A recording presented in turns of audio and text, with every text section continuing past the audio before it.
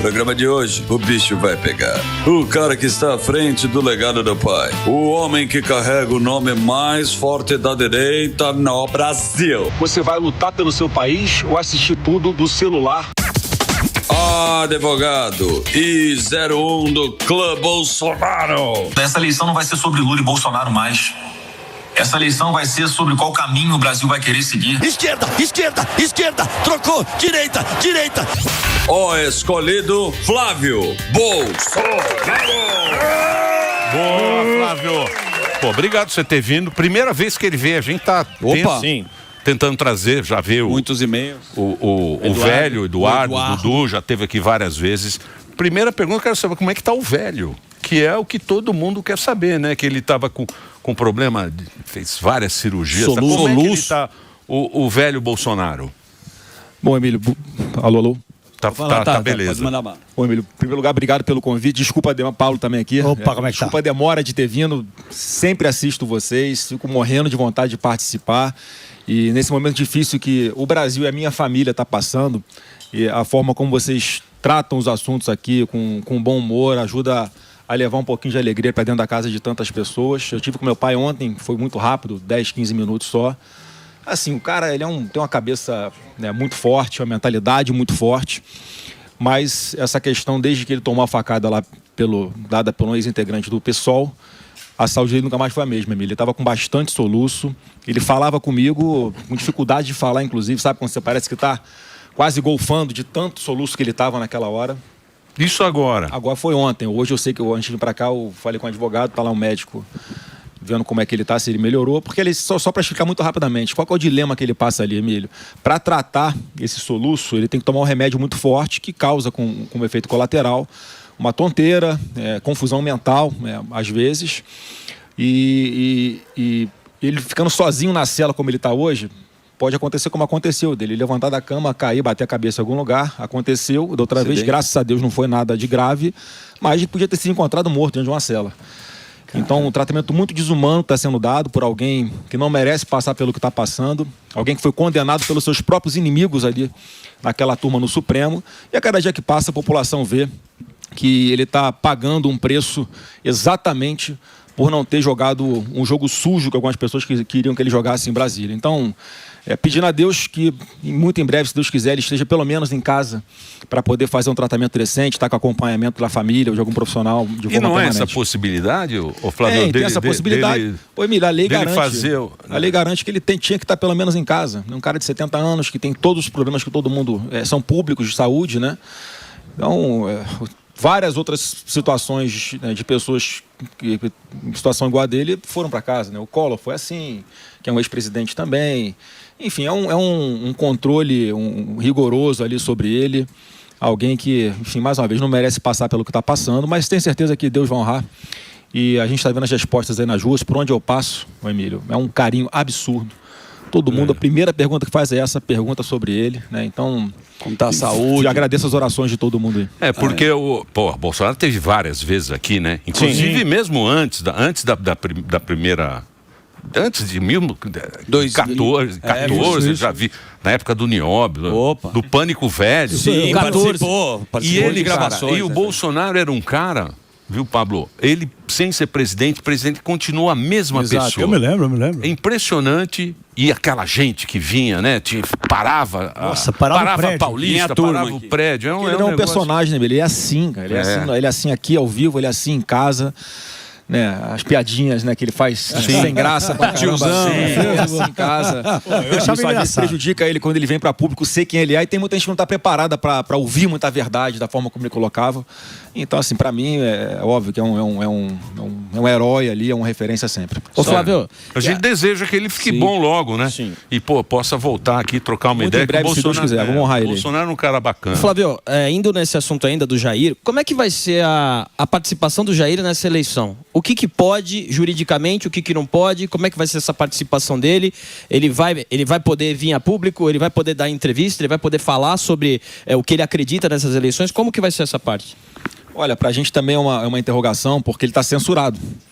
né? Ele não pode usar as redes sociais dele, ele pode estar autorizado a dar entrevista, mas os advogados sugerem que ele não dê entrevista, porque se ele fala de alguma coisa do processo, dependendo do humor do relator lá no Supremo Tribunal Federal, pode agravar a situação dele, enfim, mais do que já está, né, de transferir para algum lugar pior ainda. Então, assim, vai ser difícil, né? Mas assim, eu estou em contato permanente com ele. Os meus sonhos seria que ele pudesse, pelo menos, né, gravar os vídeos, enfim, dar entrevistas com mais tranquilidade. E não sei, sinceramente, não sei como é que vai ser a participação dele direta, mas vou estar em contato permanente com ele. Eu não dou um passo sem autorização dele. Como foi a conversa, já que a gente está falando do Bolsonaro, quando ele chegou e falou assim: Flavião, vai ser você. Pega a bola. É você que vai lá colocar número 10 para o Brasil.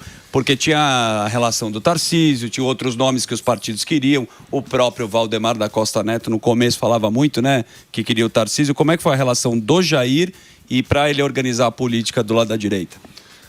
Bom, eu nunca procurei, nunca me mobilizei para ser pré-candidato, assim que tem que falar, né? Pré-candidato à presidência da República. Eu estou há 23 anos na política, comecei com 21 anos de idade, meu primeiro mandato. E, enfim, pesquisas no Rio de Janeiro, que a minha ideia seria a candidatura à reeleição no Senado no Rio de Janeiro. Mas, assim, tem uma coisa que eu respeito mais do que qualquer coisa, que é o feeling político do meu pai. Ele tem um tato, um olhar para tomada de decisões nesse aspecto de qual caminho seguir, quem apoiar, que... Enfim, óbvio que de vez em quando, né, tem uns traidores aí, mas, né, 99% das vezes ele acerta. E ele falou: Flávio, tem que ser você, porque pela estratégia que eu estou vendo aqui, o Tarcísio é um baita do nome, é um cara que é do nosso grupo, do nosso time. Eu considero demais o Tarcísio, sempre respeitei e admiro o Tarcísio, o trabalho que ele está fazendo no governo de São Paulo. Em 2022, ele se elege com o Bolsonaro empurrando ele. E hoje, né, ele tem ele construiu uma imagem positiva pela sua competência, aqui como governador de São Paulo. E assim, se não fosse o Tarcísio candidato a governador de São Paulo, a gente não teria alguém forte para substituí-lo à altura aqui em São Paulo. Então, muito provavelmente, o PT tinha uma chance grande de levar o governo de São Paulo. E na nossa cabeça, na estratégia nacional, a gente tem que aumentar a diferença em relação ao PT que nós tivemos em 2022, que a gente aumentou em alguns lugares, mas não foi suficiente. No somatório do Brasil todo, nós vencemos as eleições. Então, São Paulo é um estado muito estratégico, onde no segundo turno o Bolsonaro teve 11% de votos válidos a mais do que o Lula. E agora, uma pesquisa saiu hoje, inclusive, sobre o estado de São Paulo, do Paraná Pesquisa, está dando exatamente já esses 11 pontos a mais de vantagem, já neste momento, em São Paulo. Então, para a nossa estratégia nacional, é muito importante ter um palanque forte, como o do Tarcísio aqui. E cada estado a gente está analisando dessa forma. Tentando alinhar a viabilidade da pessoa, né, a identificação ideológica com a gente, e pensando no cenário nacional, que a gente faz as contas, né, cara? Se a gente perder um pouquinho aqui na Bahia, a gente tem que ganhar um pouquinho ali em São Paulo. Se a gente perder um pouquinho em Minas, a gente tem que ganhar mais em Rio de Janeiro. Tá sendo assim o raciocínio. Ô Flávio, sempre que vem um pré-candidato aqui, já veio o Caiado, se colocou nessa posição, o Zema, a gente sempre fala dessa questão da direita, né? Seu pai é o grande nome da direita, é o líder da direita, mas a gente sabe que tem outros candidatos que se colocam assim também, né?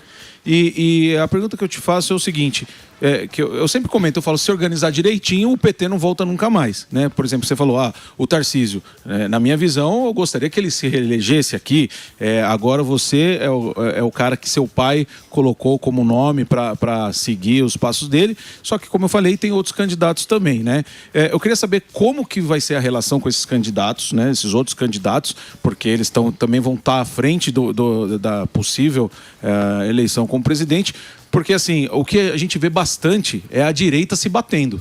A gente vê bastante essas questões, né?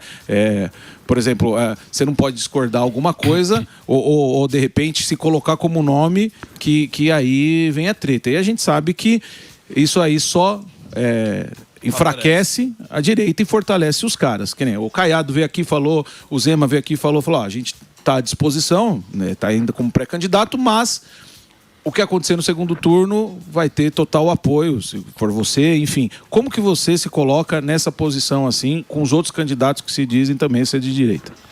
Bom, cara, eu tenho muito claro na minha cabeça que a gente tem um adversário em comum, que é o PT, como você falou. O país não aguenta mais 4 anos de Lula fazendo o que esse cara está fazendo, arrombando aí os cofres públicos. A gente tem uma taxa de juros das mais altas do mundo, proporcionalmente aí, né, Spire? E isso reflete na dificuldade de tomar financiamento. Quem quer empreender no Brasil, primeiro tem que fazer as contas, porque o Estado é sócio majoritário do teu negócio. Sim. Segundo, a carga tributária, né, absurda, burocracia absurda, e com a taxa de juros nesse patamar, por causa da gastança do atual governo, da irresponsabilidade fiscal dele, você inviabiliza. Todo mundo prefere pegar um dinheiro que nem guardado, mete lá num CDB, sem risco, para render um pouquinho acima da inflação, ao invés de você investir em abrir um negócio, em ampliar um negócio. A quantidade de empresa quebrada. Né? Recorde de empresas, né, quebradas. Então eu tenho muita consciência, Morgado, que eu pelo menos dou o exemplo nessa linha. Eu não só falo, eu pratico o que eu vou te falar aqui, que é, olha, gasta energia apontando os erros do PT, gasta energia falando a verdade sobre esse governo horroroso que está sendo, e vão parar de se dar cotovelado. Só que eu falo isso há anos. Mas o que você prefere? Eu faço vídeo, eu faço postagem, eu faço declaração, eu dou entrevista. Você prefere nessa linha churrasco com Centrão ou jejum com a base?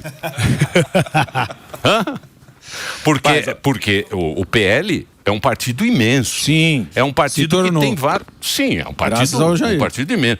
Porra, olha o que o Jair fez. Eu tava vendo aqui pensando, ó. Ele fez o Moro, tudo senador, ó. O Moro, Marcos Pontes, o astronauta, Tereza Cristina, Damares, o Pazuzu, lembra do Pazuzu?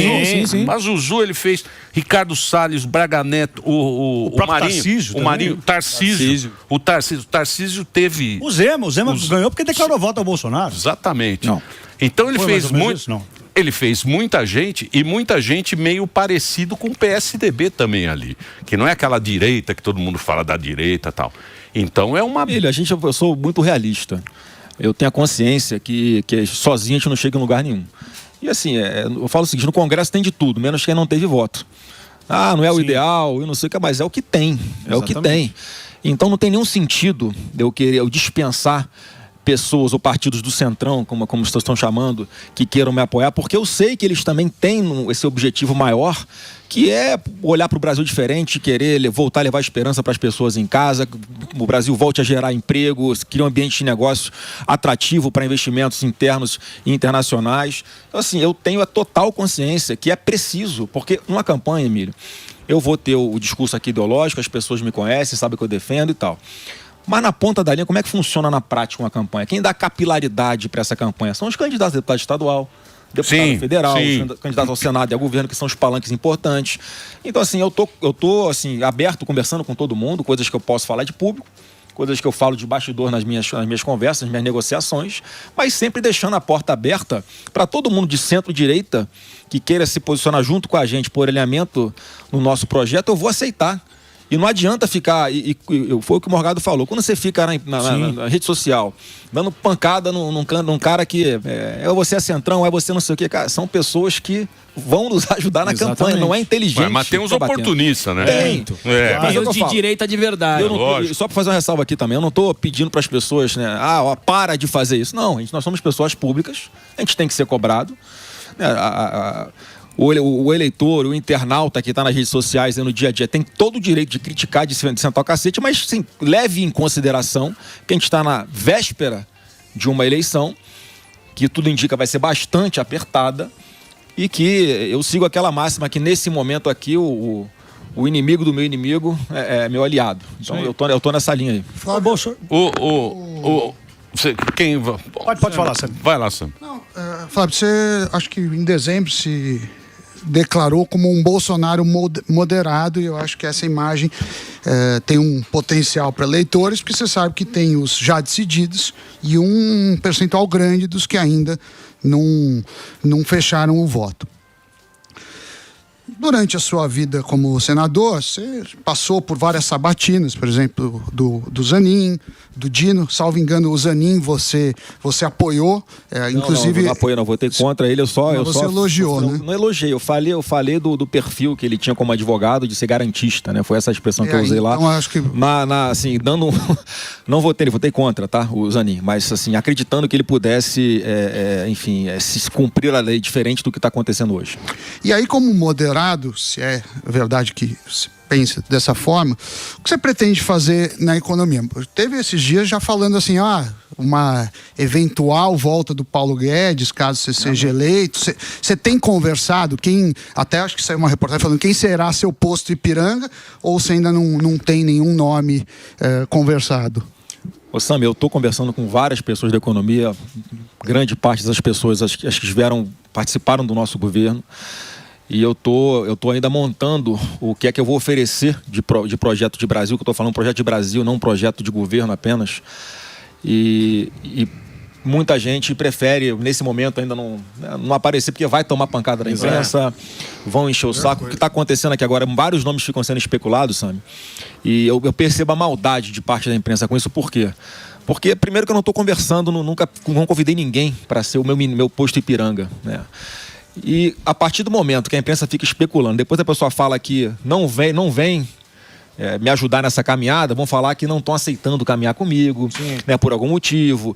Então, assim, eu converso com o Paulo Guedes, eu converso com várias pessoas da equipe econômica que participaram do governo, estou aprendendo bastante ainda em parte de economia, mas podem ter certeza que a gente vai trazer uma pessoa que, em primeiro lugar, vai ser infinitamente melhor do que o Haddad, vai ser alguém que entenda de economia, porque o Haddad hoje é o melhor ministro da economia do Paraguai. Porque ele conseguiu levar mais de 200 indústrias já para o Paraguai. A economia do Brasil está toda desorganizada, tudo maquiado, energia cara, custo Brasil caríssimo, instabilidade política, insegurança jurídica por causa desse atual governo. E quem tiver com a gente nessa parte econômica vai ter que ter essa mentalidade de dar continuidade ao projeto que o Paulo Guedes iniciou. Vou fazer um break agora só para a Rede Rádio. Muito obrigado pela sua audiência em todo o Brasil. Estamos agora muito bem em audiência, graças ao Flávio Bolsonaro. Lógico. Não, também não é assim. A gente tem o Pablo Spy. A gente tem 20%. A gente é a majestade. É a majestade. Temos 20%. Bolsonaro, você falou de fazer... Peraí, fazer só um break. Só um break para a Rede Rádio. Também a participação hoje aqui do Pablo Spy, nosso querido... Vai, Torinho, aqui hoje no Pânico. Tem muita coisa. Mande a sua pergunta, @programa Pânico aqui. Flávio Bolsonaro, entrevista exclusiva aqui no Pânico. Vai lá, Reginaldinho. A gente continua agora nas plataformas, na TV, com o Flávio Bolsonaro. Pablo, você tem pergunta? Sim, você falou do tesouraço, você participou de um evento ontem, falou do tesouraço, de cortar burocracias, de cortar gastos. Você pretende fazer um choque, tipo o Milei fez na Argentina, ou... Pablo, a gente vai ter que fazer todas as reformas, né, que tiver ao nosso alcance, porque a nossa despesa tem que caber dentro do orçamento para dar previsibilidade. Mais uma vez, não é para mercado, é para quem quer investir, é para gerar um ambiente de negócio positivo. Quando eu falo tesouraço, cara, é corte de tributos. Pô, o Lula aumentou 37 impostos no Brasil. A burocracia voltou com tudo. A gente, quando lá tinha a Secretaria de Trabalho, que era agregada lá ao Ministério da Economia, né? O Paulo Guedes, ele aglutinou essas funções, não tinha ainda o Ministério do Trabalho. A gente fazia revogaço de mais de 1.000 normas regulamentadoras, instruções normativas, para simplificar a vida de todo mundo e deixava essa questão ideológica de lado. Até usei um exemplo recente, não sei se vocês viram, é um exemplo bem pequeno, né? Mas o Brasil, o governo brasileiro proibiu de criar peixe, tilápia ali na... Você lembra isso? Sim. Porque é espécie exótica, não sei o quê. É o governo que diz que quer acabar com fome, né? Tá prometendo que vai dar café da manhã, almoço e janta pro povo desde 2002. E tem gente acreditando até hoje que ele vai precisar de mais um mandato para cumprir isso. O Brasil proíbe de fazer a criação de tilápias ali no lago da represa de Itaipu. Aí vai o Paraguai anteontem, e olha, pode criar peixe aqui sim. Então vai ter uma linha no meio ali, Emílio, que do lado do Paraguai você pode criar peixe, do lado de cá você não pode criar peixe, e eles gerando emprego lá, eles exportando peixe, eles matando a fome do povo deles. Então é um pequeno exemplo ideológico de como é que um governo que tem essa mentalidade errada atrapalha as coisas acontecerem no país. Eles olham para qualquer empresário desconfiando. Pô, tu quer abrir uma barraquinha de cachorro-quente, você tá pedindo CNPJ por quê? Você vai lavar dinheiro? A mentalidade tem que ser ao contrário. Você tem que dar garantir o princípio da presunção de que a pessoa quer fazer a coisa certa, só quer andar legalzinho dentro da lei, quer pagar os seus impostos lá, sem burocracia, mas atrapalhar, não é o que acontece hoje. O povo precisa de confiança. O povo está desconfiado. Tanto é que tem muito... Você sabe que você viu a pesquisa, né? Você tem uma equipe boa lá. A gente tem aqui o Samidana, o rei da pesquisa. José Pesquisa. É o seguinte... Você me fez uma... Quem vai votar no Lula não vai votar no Bolsonaro. Está decidido. E quem vai votar no Bolsonaro vai votar no Bolsonaro. Já é fato. Carimbado. E o cara não muda nem... Não adianta ficar brigando em rede social com seus irmãos. É ou não é? Não adianta ficar brigando. É ou não é? É a turma que tá... Não sei... Eu não sei. Essa turma é que vai decidir a eleição. E teve muita turma do não sei. Sim. Muita gente que não votou. Só que você vê no estimulado lá, já parece bonito. Nós vimos aqui, ó. A gente fica madrugado olhando pesquisa. Pesquisando. A gente manda mensagem ao povo. A gente não dorme, pô. Você viu? Não, mais uma vez, Emília, essa não vai ser o espontâneo já determina isso. Na última pesquisa melhorou, né? Não, hoje, inclusive, saiu mais uma do estado de São Paulo. Você já ganha aqui. Do Paraná Pesquisa, como eu falei, dando 11 pontos de vantagem. O Tarcísio se elegendo com chance no primeiro turno ainda. Mas a reflexão que eu peço pro povo é a seguinte, Emílio. Você está em dúvida, né? Pensa o seguinte, como é que vai votar? Como é que você acha que vão votar os assaltantes? Como é que você acha que vão votar os estupradores? Como é que você acha que vão votar os estupradores? Como é que você acha que vão votar os caras que estão roubando INSS? Tudo com Lula, cara. Tu vai votar igual esses caras por quê? Dá oportunidade, porque alguém vai sentar naquela cadeira de presidente. Dá oportunidade para quem está trazendo, pelo menos, uma mentalidade diferente do que você está vendo hoje. O Lula está torrando aí milhões e milhões de reais para tentar ganhar a simpatia das pessoas que precisam do governo para ter o que comer.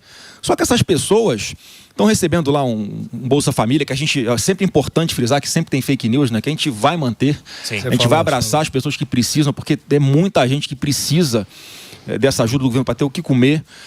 Está dando agora o Vale Gás, quer dizer, está tentando, mais uma vez, gastando dinheiro público para tentar ganhar a simpatia dessa galera. Só que eu pergunto para quem recebe esses programas sociais: você está tranquilo quando você deixa seu filho no colégio? Você acha que ele está lá seguro? Você tem medo de roubar o seu celular no meio do caminho? Você está dentro do ônibus para ir trabalhar, pode tomar uma bala perdida na cabeça? Você está num sinal de trânsito com a sua família, vem alguém, enfia um revólver na sua cabeça para...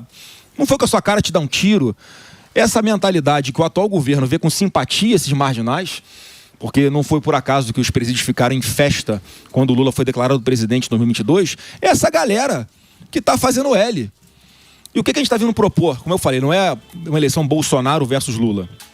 É uma eleição para qual caminho você vai querer escolher. Você vai querer continuar nesse caminho aqui da violência ou que você quer dar uma oportunidade para alguém que já está fazendo endurecimento de lei penal, que está se propondo a construir presídios, que está se propondo a pegar o dinheiro da educação, que hoje é mal investido, e aplicar com qualidade, no máximo, na educação básica, para essa garotada ter mais dificuldade para ser aliciada, para entrar na vida do crime, porque tem que pegar na mão dessa molecada, cara, e arrastar o ensino fundamental, o ensino médio, até ele ter uma profissão, um curso profissionalizante, ou abrir a própria empresa. Essa mentalidade, Emílio, que a gente tem que mudar. Não dá para a molecada, uma parte dela, ter como ídolo o dono da boca de fundo da rua dela. Tem que ser como ídolo as pessoas que prosperaram na vida. Então a gente tem que trabalhar essa expectativa, e dá para fazer a partir do momento que você bota no papel, apresenta para o povo isso que eu estou falando. Olha, um Estado mais enxuto, vamos trabalhar dessa forma na questão da violência, vamos reduzir impostos, vamos reduzir burocracia, vai ter mais oportunidades aqui de empresas querendo investir, e é aí que você vai trabalhar. O Brasil tem mais de 800 mil vagas ociosas para quem quer trabalhar, por exemplo, com inteligência artificial, tecnologia da informação. Por quê? Porque não tem qualificação. As pessoas não sabem trabalhar com isso. Por que é que não tem, ao invés de você ficar vendendo, se aproveitando da miséria muitas vezes das pessoas, você não pega esse dinheiro e usa para qualificar essas pessoas, para elas poderem ter uma expectativa de vida? Quem recebe Bolsa Família hoje? Você que recebe Bolsa Família, você quer deixar de herança para o seu filho ele precisar de R$600 para ter o que comer? Ou você quer que o seu filho possa vencer na vida, possa conseguir um trabalho que vai ganhar 5, 6, 10 vezes mais do que isso? Ou você quer que o seu filho abra uma própria empresa para poder gerar empregos aí na comunidade onde você mora? Então essa mentalidade que a gente vai trazer para a discussão na campanha. Na minha época dava dentadura. Era assim. Até hoje está prometendo isso. Até hoje está prometendo. Dentadura e farinha. Como era? Presta atenção, você que é um político novo. Você está começando. Torinho sabe. Torinho é você ia lá, Ele pegou, você dava primeiro primeiro turno, você dava a dentadura de baixo. Isso. Se ganhar, da areia de cima. Ficava igual bala soft. Que aí era não é? Ou então ficava com meia dentadura. Fala o seguinte, ó, pega a dentadura, mas vota em outro. É assim. Mas era isso. É assim que funciona. Até hoje é assim. Meia dentadura. E se não votar no segundo turno... Se não votar no segundo turno, fica meio banguela. E levando em consideração isso, a gente tem aí a questão do rombo, que é gigantesco. A gente tem a questão desses serviços sociais, que agora são mais eleitoreiros do que qualquer outra coisa. E a questão primordial, que eu acho que é o que mais detona o Brasil, é a carreta furacão. A quantidade de gente que tem ali mamando deliciosamente. Só que essa conta quem vai pagar é o próximo governante. E aí? A gente vai dar o exemplo como fez o presidente Bolsonaro. Logo no primeiro mês, no segundo mês de governo, ele já deu uma canetada, cortou 20 mil cargos em comissão do governo. Era a gente que ia ficar lá pendurada para não fazer nada, como você falou, né? Mamando. Né? E assim, tem um outro aspecto que é importante para aproveitar aqui a audiência. Falar o seguinte, muita gente não entende como é que a roubalheira e a incompetência do PT na administração das estatais impacta na sua vida. É isso que eu ia falar, a gente voltou Porque, nos escândalos em novidade zero, a gente já sabia que ia acontecer de novo, nós tentamos avisar na campanha de 22 no nosso programa de televisão e rádio, mas fomos censurados. Mas só um raciocínio curto e simples. Quando você pega os Correios, né, bota lá para administrar os Correios um amigo, né, que é do grupo Prerrogativa de advogados, pessoalzinho de esquerda, bota para administrar os Correios. Rombo bilionário. No orçamento, o governo tem que tirar do orçamento e botar lá para cobrir o rombo do Correio. Quer dizer, dinheiro que vai faltar para você botar um ar-condicionado na sala de aula do seu filho. É um dinheiro que vai faltar para você asfaltar melhor a rua onde você mora, para você colocar água e esgoto à sua disposição onde você mora. É aí que falta o dinheiro. Quer dizer, a roubalheira e a incompetência do PT resultam em pior qualidade de vida para você que está nos assistindo. Você vai querer insistir com esse time que está dando errado. Então, não tem fórmula mágica, não é fácil. Mas eu tenho a convicção que a gente pode montar um time de craques, como fez o presidente Bolsonaro, especialistas em cada área, que não precisam do governo que não vão usar o governo para se enriquecer.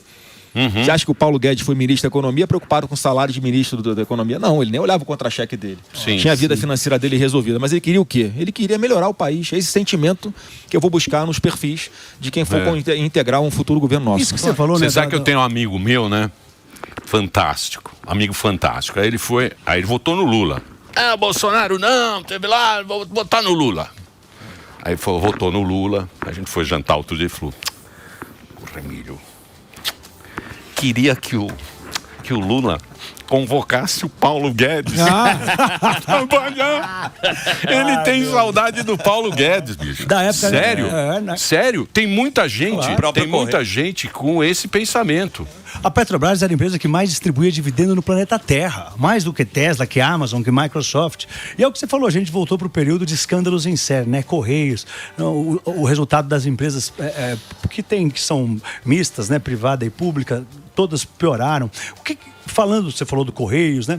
Sobre privatizações, que isso interessa para o mercado financeiro. Correios, Petrobras, Caixa, Banco do Brasil. O que você pensa sobre privatizações? Olha, no conceito geral, eu sou muito favorável às privatizações. Eu acho que uma gestão privada, ela sempre tende a ser uma gestão focada no resultado, na qualidade do serviço prestado. Mas também a gente não pode falar assim, vou privatizar tudo. Tem que ver caso a caso separado, em que pé que está. Por exemplo, os Correios que você citou aqui, que eu citei também. Tem solução? Porque o rombo é tão enorme. Não tem ali, assim, os caras conseguiram quebrar uma empresa que tem um monopólio. Não tem concorrente. Não tem concorrente, cara.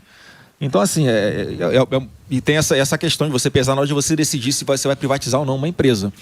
Porque o Paulo Guedes falava muito isso para mim, Flávio. Por que a tendência são as privatizações serem boas? Porque a empresa está lá.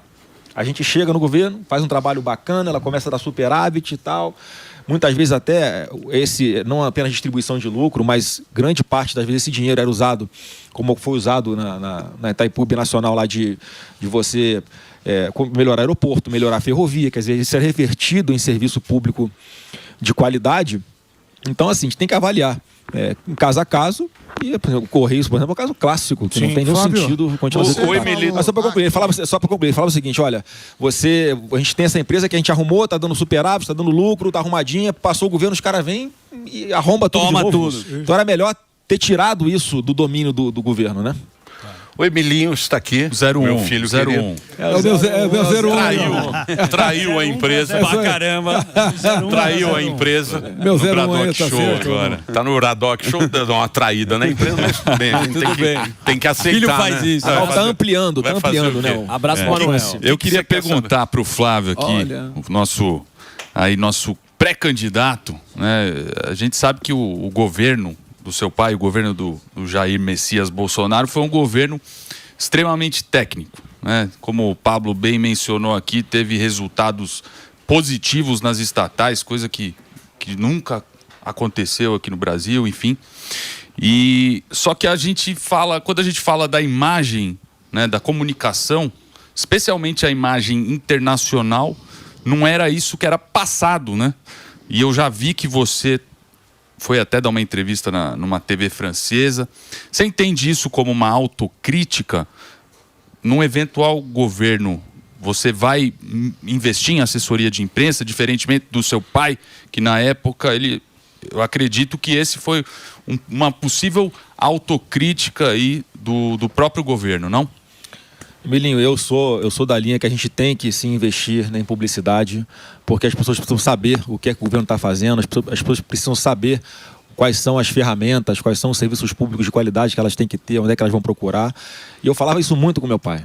Eu falava, pai, só não adianta você achar como... Tinha um cara aqui, um general, logo no começo do governo, que estava lá na Secretaria de Comunicação, que ele falava o seguinte, a gente não precisa investir dinheiro em publicidade não, porque a gente foi eleito com um movimento espontâneo de rede social e vai acontecer igual que agora no governo, a gente vai postar as coisas nas redes sociais nossas e vai alcançar quem tem que alcançar, um amadorismo gigantesco.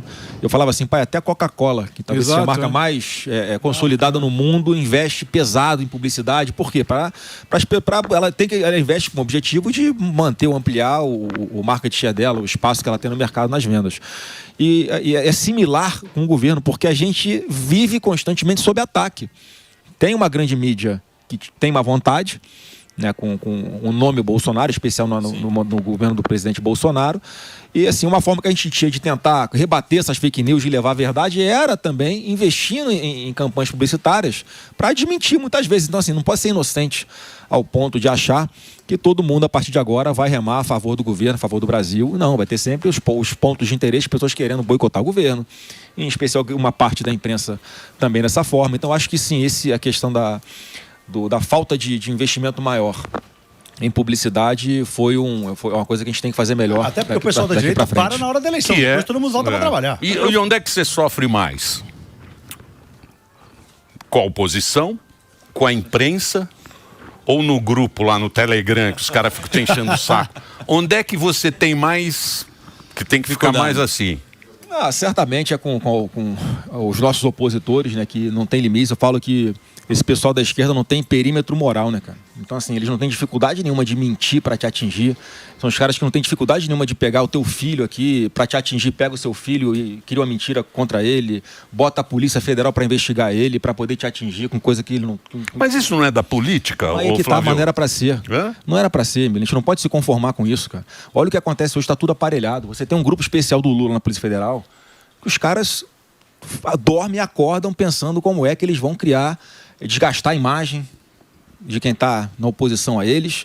Então, mas se você souber o que você é, você não tem que se preocupar com isso. Não, olha só. Você não acha? A realidade na política, né, mas no momento que a gente está vivendo, não é essa. Não é essa, né? Quem não deve, não teme. Isso aí... Onde as pessoas que chegam em Brasília, um deputado, um senador, né, um presidente da República, quem não tem problema, tem uma parcelinha ali do sistema que vai te criar um problema artificial, mentiroso, para você ficar sob pressão. Então, assim, a realidade é essa. E como é que muda isso? Eu falo sempre o seguinte, o bom exemplo vem de cima. Você viu, enquanto o presidente era o Bolsonaro, a PF perseguindo alguém?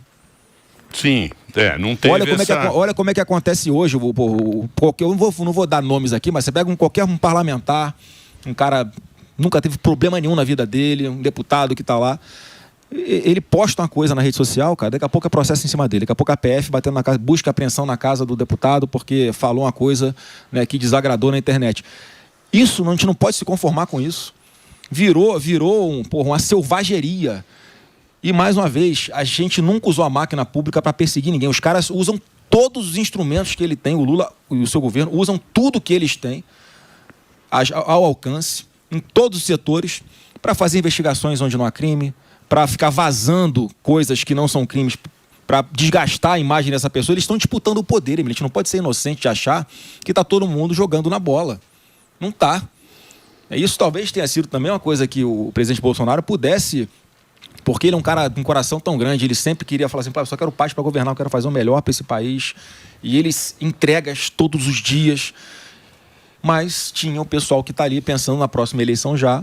E em todas as instituições tem alguns segmentos dentro dela, facções dentro dessas instituições, que jogam esse jogo do poder para perseguir, pensando nas próximas eleições, para favorecer o grupo da esquerda. Então, Emílio, não é simples assim, só vamos fazer o bem, vou chegar lá virgem e eu vou sair virgem. Tudo bem, você pode tentar. Não, é um jogo pesado, mas é político. E quem está entrando para política tem que saber que o jogo é sujo. Sempre foi assim. Quem está entrando para política tem que saber que o jogo é sujo, que tem que estar disposto para esse enfrentamento, tem que saber se defender. E é isso que eu acho que eu estou preparado para encarar também. Então, mais uma vez, 23 anos de política, senador, participei 4 anos de tomar as decisões junto com meu pai ali, em momentos difíceis, em momentos bons. E eu conheço como é que funciona o sistema. Eu sei como é que funciona a política, então eu vou saber lidar com isso. Flávio, você comentou com razão que a situação econômica é complicada. Caso eleito, você vai pegar uma dívida pública altíssima, a taxa de juros alta por conta de uma gestão preocupante das contas públicas, e você fala em cortar gastos e cortar impostos. Quanto de gastos, porque 90% do orçamento do governo é engessado. E cortar gasto, o pessoal chora. E eu quero saber, assim, quantos bilhões, você já pensou nas contas de onde você vai tirar? E quais impostos? Porque você tem que cortar os dois e manter a dívida pública. Não é uma tarefa fácil. Você já abriu esse número, assim? Quais são as rubricas que você vai mexer? Não tenho especificamente, Samir, não dá para te falar isso aqui agora, porque é um emaranhado de coisas. É o castelo de cartas, né? Se você quiser tirar um imposto aqui, tirar uma carta, vai desabar do outro lado. Isso que você está falando de equilibrar. Eu acho que a gente tem que buscar sempre, mais uma vez, cortar despesas em primeiro lugar. De onde vai tirar? Cara, são 38 ministérios, cara. É a carreta furacão. É só não viajar bastante. Põe a carretona aí, ó. É só não viajar e levar 80 mil pessoas. Carreta furacão. Olha lá, cadê? A China. Por a tela aí, velho. Tem a imagem. Lógico. Então, olha só, como é que... Eu fico imaginando uma reunião do presidente da República com todos os seus ministros. Até todo mundo acabar de falar, deu 2 semanas. Você não consegue cobrar resultado, você não consegue cobrar meta, você não consegue discutir projetos bons para a população. Ó a carreta, ó. E tem gente esperando. Tá, tem gente esperando para subir ainda. Tem gente esperando. Vai ter que parar esse trem aí. Bolsonaro, o Brasil cresce pouco há 40 anos, todo mundo sabe. Qual que é a sua estratégia para elevar o crescimento potencial do PIB? Eu sei lá, qual que é a reforma mais urgente? A reforma administrativa ou a reforma previdenciária? Tem que fazer muitas reformas. Reforma administrativa, tem a reforma eleitoral, a gente tem que revisitar a reforma tributária que foi feita. Nós fizemos diversos marcos legais, o SPAI aqui. Mesmo com pandemia, você viu que deu resultado. É marco legal do saneamento básico, investimento privado para levar água e esgoto para as pessoas. Marco legal de startups, incentivar as pessoas a terem a sua primeira empresa e viverem daquilo sem depender do Estado. É um monte de marcos regulatórios, mas sempre pensando em quê? Cara, facilitar a vida de quem quer empreender. Não dá para o governo, onde ele olha, ele quer enxergar um jeito de arrecadar. Né? Lembra a polêmica do Pix? Os caras vão fazer o seguinte, eles estão usando, mais uma vez, a máquina pública para monitorar, sim, quem recebe mais de 5 mil reais aí por mês via Pix para cobrar imposto de renda lá na frente. Só que isso aí só vai ser cobrado ano que vem, depois da eleição. Então a gente tem que alertar as pessoas, olha só, será que essa é a prioridade, cara? Aquele cara que está ali, vendendo a bala no sinal, segurando um cartãozinho com Pix, o cara que vai vender milho na praia, o cara que vende um cachorro-quente lá na rua onde ele mora. E o cara não sabe nem que ele tem que recolher imposto de renda, cara. Muitas vezes. Ele está preocupado em fazer dinheiro para levar comida para dentro de casa. Vai começar por esse pessoal. Você está de brincadeira comigo. Então, assim, mais uma vez, mudar essa mentalidade. Então eu tenho a total tranquilidade. E não tem contrapartida, né? Não tem. Tem que pensar nisso também, né? Tem proposta. Ô, Flávio, você falou do INSS. O Albeta quer fazer uma pergunta, Albeta? Pode fazer, Zuzu. Zuzu? Vou fazer. Então vai lá, Zuzu. Você falou do INSS aqui, né? Que a gente está vendo esse rombo que aconteceu, né? Mais corrupção, tem o Banco Master e é uma pauta que a gente não vai poder esquecer. No Bolsonaro 2018 teve Lava Jato, que foi uma pauta muito importante para levantar uma bandeira contra a corrupção no país. Como é que você enxerga o que está acontecendo agora? Porque o que a gente tem também, eu gostaria que você explicasse se é político, tráfico de influência, STF, a relação dos ministros, advogados. Como é que você enxerga? Não, em primeiro lugar, até aproveitar a sua pergunta para desfazer mais essas fake news aí, porque eu assinei CPMI de Banco Master, eu assino impeachment de ministro supremo sem preocupação nenhuma e vou continuar fazendo sempre que eu entender que eles estão descumprindo a lei e não faltam exemplos que a gente está vendo de ministros que descumprem a lei do impeachment. Né? Então, assim, eu vejo que essa situação das investigações que estão acontecendo, isso estão causando nojo em todo mundo, num nível tal que, olha, cara, tá tudo contaminado. Quem é que está no governo hoje? Está acontecendo durante o governo Lula. Então, assim, isso passa, sem dúvida alguma, impressão para quem está assistindo horrorizado a isso tudo, Zuzu, que não dá para continuar do jeito que está. O caminho que tem hoje é o caminho com a gente. E o que a gente está se comprometendo a fazer, mais uma vez, é botar as instituições de volta nas suas caixinhas, tudo voltar a funcionar harmonicamente como tinha que ser. Não aconteceu com a gente, enquanto o presidente era o Bolsonaro, um monte de gente aplaudindo as perseguições, os abusos de ministro supremo. Aí agora que não é mais o Bolsonaro, mas como é que pode? Que absurdo o ministro, né, fazer isso aqui. Como é que pode o cara querer escolher o policial que vai fazer investigação? Como é que pode ele ser vítima e ele ser o juiz que vai decidir a causa ao mesmo tempo? Então acho que eu aposto muito na maturidade do cidadão, a cada eleição que passa ele está mais atento para o que está acontecendo, ele já entende que um presidente não pode fazer tudo sozinho, precisa votar em senador e deputado alinhado com ele. Então, assim, eu acho que eu só posso apostar na política para virar essa página, não tem outro caminho. Mas você sabe que no Brasil, como é que é aquela frase, né? No Brasil, a burrice tem um passado glorioso e um futuro promissor. Nunca se esqueça disso. Pode esquecer isso, né, Albeta? Exato. Você tem que pensar nisso também, né? Ô, Flávio, só para não sair dessa questão de fake news, Meu também ia sair, mas tudo bem. Que a turma sempre fala e sempre bate, e isso é um tema que sempre, principalmente agora que você está no holofote como pré-candidato, você falou dos ministros, mas e o lance da CPI da Lava Toga, que todo mundo atribui a você ter melado essa questão de investigação? Como que fica essa questão? Porque a gente sabe, né? A gente acompanha e vê o que aconteceu. Aliás, não aconteceu, né? Essa é uma mentira, ô Morgado, que uma narrativa que, obviamente, aquelas pessoas que querem me desgastar ficam usando. Você imagina, em primeiro lugar, qual o presidente, o presidente era o Bolsonaro nessa época, que quer uma CPI no seu governo? Você sabe como é que começa, você sabe como é que termina. Então, o que o Jair Bolsonaro sempre falou? Cara, eu quero ter tranquilidade, eu quero ter paz, eu quero focar aqui em entregar resultado para todo mundo. Segundo lugar, olha quem estava pedindo essa CPI da Lava Toga. Você imagina se a CPI ia ser o presidente Randolfo Rodrigues, a relatora Soraya Tronic, e ia ficar tudo bem para o governo? Vocês acham que eles iam conduzir para realmente sanear o Poder Judiciário? Não ia acontecer dessa forma, ia ser ruim, não ia resolver o problema, ia trazer desgaste e problema para o governo do presidente Bolsonaro. Então, assim, não é o caminho inteligente para vendem uma falsa percepção de que uma CPI de Lava Toga ia resolver o problema do judiciário. Não ia resolver. Sabe o que ia acontecer? Ia entrar alguém do PT com habeas corpus lá no Supremo, eles próprios dar um habeas corpus para eles mesmo, para trancar uma CPI dessa. E que não ia ser instalada, porque os presidentes não iam permitir naquele momento que fosse instalada.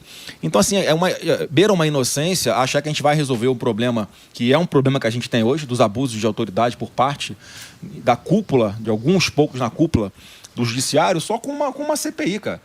Quantas vezes vocês criticam aqui que a CPI não vai dar em nada, que a CPI vai ter problema? Que é um palanque político. Por que essa ia dar em alguma coisa? E, na verdade, ia servir para causar uma ruptura ali, aberta, uma pancadaria entre executivo e judiciário, e ainda com o legislativo sendo acusado de, olha, o Bolsonaro está apoiando esse troço para ir contra o poder judiciário, é antidemocrático, Vira um político, né? Cara, ia ser um pandemônio. Então... Aquela CPI do Covid? Da Covid, foi isso, foi uma campanha. Foi a médica japonesa. E não sei se vocês lembram, todas as emissoras transmitiam o tempo inteiro. Ao vivo. Vê se essa CPI aí... A INSS não transmite. Virou novela.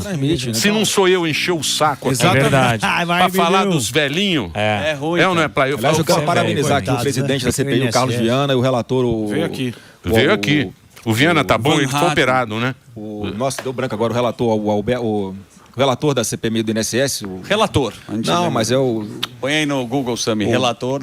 Lá do deputado deputado Alfredo Gaspar. Isso. Lá de Alagoas, que estão fazendo um belíssimo trabalho.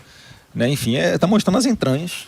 Como é que E funciona o Nicolas? Vocês estão... Não, olha só. Meu amigo Nicolas. Eu ouvi dizer que vocês Meu estão... amigo Nicolas, não. É meu amigo Nicolas. Nicolas, tamo junto, irmão. E a música do... Olha só, eu gosto muito do Nicolas. Pô, eu acho ele um baita de um parlamentar. É uma promessa, assim, pra política. Tem um futuro, tenho certeza, brilhante pela frente. Né? E, assim, eu não vou ficar cobrando ninguém pra tomar... uma posição de, tô aqui com o Flávio, vamos caminhar junto, que não sei o quê. O Nicolas já deu várias declarações que vai estar com a gente, ele entende. O Lucas é um Se alguém caminhou, foi o Nicolas. O Nicolas é um cara inteligente demais. Ele sabe, boa. Ele sabe Ele que a gente vai caminhar junto, a gente sabe que ele sabe que o Brasil não aguenta mais 4 anos de PT. Sim. Então, assim, é um garoto que, quero ter muito mais perto sempre. Tá, agora foi pai mais uma vez, isso começa a fazer a pessoa amadurecer. Você percebe uma clara evolução, né, do Nicolas. Se você pegar um retrato dele hoje, em relação ao que ele era no início do mandato, ele já é uma pessoa muito mais preparada ainda do que ele já era. Sem dúvida. Então, assim, vai ter um papel decisivo, mais uma vez, nessas eleições, pela liderança que ele tem, com relação aos jovens, pela liderança que ele tem em Minas Gerais. Podia ser governador, Então... inclusive, mas ele vai dar uma segurada. Mas o que querem saber do Flávio é quem é o vice. Querem saber se vai o Puta, ela vem fazer chapa. Olha o chapa. Olha o chapateiro. Montar um time. Todo dia ele faz uma chapa. Eu posso falar uma coisa? Vai ser o Murilo Couto, o vice. Murilo Couto. Ou Murilo Couto. É isso aí, meu amigo. É isso aí. Bora, Brasil. Vocês ficam montando Olha o dedo do Brasil. Meu amigo, sou de Belém. Vocês ficam montando chapa. Todo dia ele monta uma chapa. A gente acerta. Todo dia ele chapeiro da Dirce. Tá sem uma hora Olha certa. só, é óbvio que tem nomes aí que todo mundo está colocando que são maravilhosos, acho que agregariam muito. Mas assim, a gente tem que respeitar, nesse momento, a posição dos partidos. A gente tem até o dia 5 de abril, que é a data limite para desincompatibilização de governadores, por exemplo. E tem muita água para rolar até lá ainda. A partir dali os partidos vão poder tomar decisões com base nos cenários reais de quem pode e quem não pode ser candidato. E óbvio que eu quero montar Já tem nome. palanque. Mas você tem um nome que você sonha? Se fosse assim, a decisão exclusivamente minha. Não precisa falar o nome, mas eu gostaria muito Camisa que fosse 10. essa pessoa. Quem vai junto? Sem indicação de partido, nada. Se fosse assim, fala um nome agora, obviamente, você não vai falar. Sem ser o Neymar. Não vou falar você nome, tem, mas você tem alguém que você fala, puta, eu gostaria que fosse esse cara. Marco Rubio. Olha só, o vice é uma coisa que decide mais pra frente de verdade. Não vou ficar vasilinando aqui. O vice é uma coisa que decide mais pra frente de verdade. E é uma posição que pode ser usada, Morgado, pra você atrair um partido. Sim, mas Então, assim, se eu falo o nome agora que é de só pode ser de um partido, né? A pessoa só tem um partido. Se eu falo o nome aqui agora, o outro quer dizer que já tá decidido lá, eu vou caminhar pro... Então, assim, não adianta querer tentar antecipar uma decisão como essa mas o vice tem que estar alinhado. Se você quiser, estou à disposição, eu e todas Minas Gerais, pra gente construir o futuro. Um abraço aí, Zema. Ô Bolsonaro, deixa eu só fazer um breakzinho para a Rede Rádio. Vou fazer, né? Sempre que está em primeiro lugar. Quer um break, Pede break na hora errada. Pede break na hora errada. Mas é o Reginaldo que está pedindo. O Flávio Bolsonaro tá aqui, conversando com a gente. O Instagram dele é @Flávio Bolsonaro. Entra lá. Talvez ele te convença. Sim, talvez ele seja seu amigo. Talvez. Vambora, galera, me segue aí, vem ser meu amigo. Talvez. Faz o break aí, Reginaldinho. Eu no violão. Pois não. Essa é a minha voz. Olha lá. Música. Eu quero que vocês... Tem que ser a música da campanha essa aí. Tem que ser, essa aí tem que ser a música da campanha. Olha lá. Que é o nosso querido Murilo Couto. Sou lá de Belém, só lá de Belém, fiz a música. É o seguinte, o Murilo Couto fez essa música de zoeira. E acabou virando um sucesso. Viralizou. Os caras pegaram pra ele. E ele pegou pra ele, porque não é bobo. Aumenta aí. Todo mundo. Esse mundo gira, esse mundo dá volta. Ontem eu tava xingando, hoje eu tô pensando em seguir de volta. Será que eu sigo de volta? Meu amigo Flávio. É boa a música. Meu amigo. Muito boa, muito boa. Não, aumenta aí. Sábio, Flávio Bolsonaro. Ele é bom. Tô lembrando dele dançando, é engraçado demais. O Murilo... Olha, por isso que a gente tem que sempre... Ele tá me seguindo lá, alguém viu? Acho que não, né? Tá nada. Ô Murilo, segue aí, meu. A gente tem que sempre defender liberdade de expressão. Exatamente. A gente pode... E posso falar mais, É a coisa Emílio? mais legal que existe. O Murilo já tá sendo chamado de Oruan da direita. Já ganhou esse título. Mas você sabe que esse negócio de seguir em rede social... Eu comecei começou a aparecer para mim alguns perfis no Instagram que eu realmente eu admiro, eu gosto de ver pessoas anônimas que estão vencendo na vida, que estão batalhando, que querem uma oportunidade. Eu comecei a fazer, Emílio, do coração mesmo. Tinha uma menininha que lá de Alagoas, inclusive, bem humildezinha, que tinha uma voz maravilhosa, ela cantando em sala de aula, sabe, sozinha. Eu falei, cara, que bacana essa garota, não sei o quê, eu vou começar a seguir ela. Eu começo a seguir, ela vai e posta um vídeo, emocionado, o Flávio Bolsonaro tá me seguindo. Aí eu fiz uma live com ela. Falei, legal. Vamos fazer uma live aqui. Você que trabalha com produção cultural, ouça essa garota aqui, vê se dá uma oportunidade. Ela conseguiu. Entendi. Ela conseguiu fazer com que alguém contratasse ela, enfim, tivesse um projeto para ela, para de repente ela ganhar vida fazendo aquilo que ela tem um dom, que é cantar. Eu comecei a fazer isso e começou a aparecer para mim um monte de perfil parecido, cara. O outro lá, como é que é o lado? Marcelo Duque, humorista também, que vai aparecendo, eu vou curtindo, seguindo, eu divulgo as pessoas para ver se alguém vê o talento delas. Aqui a gente só explora a audiência. Isso. A gente pede dinheiro. Isso. Inclusive, como é que é aquele hoje? Super não sei o quê. Superchat. O Murilo Couto mandou mensagem aqui. Ele tá na África, não consegue atender aqui. Não tá...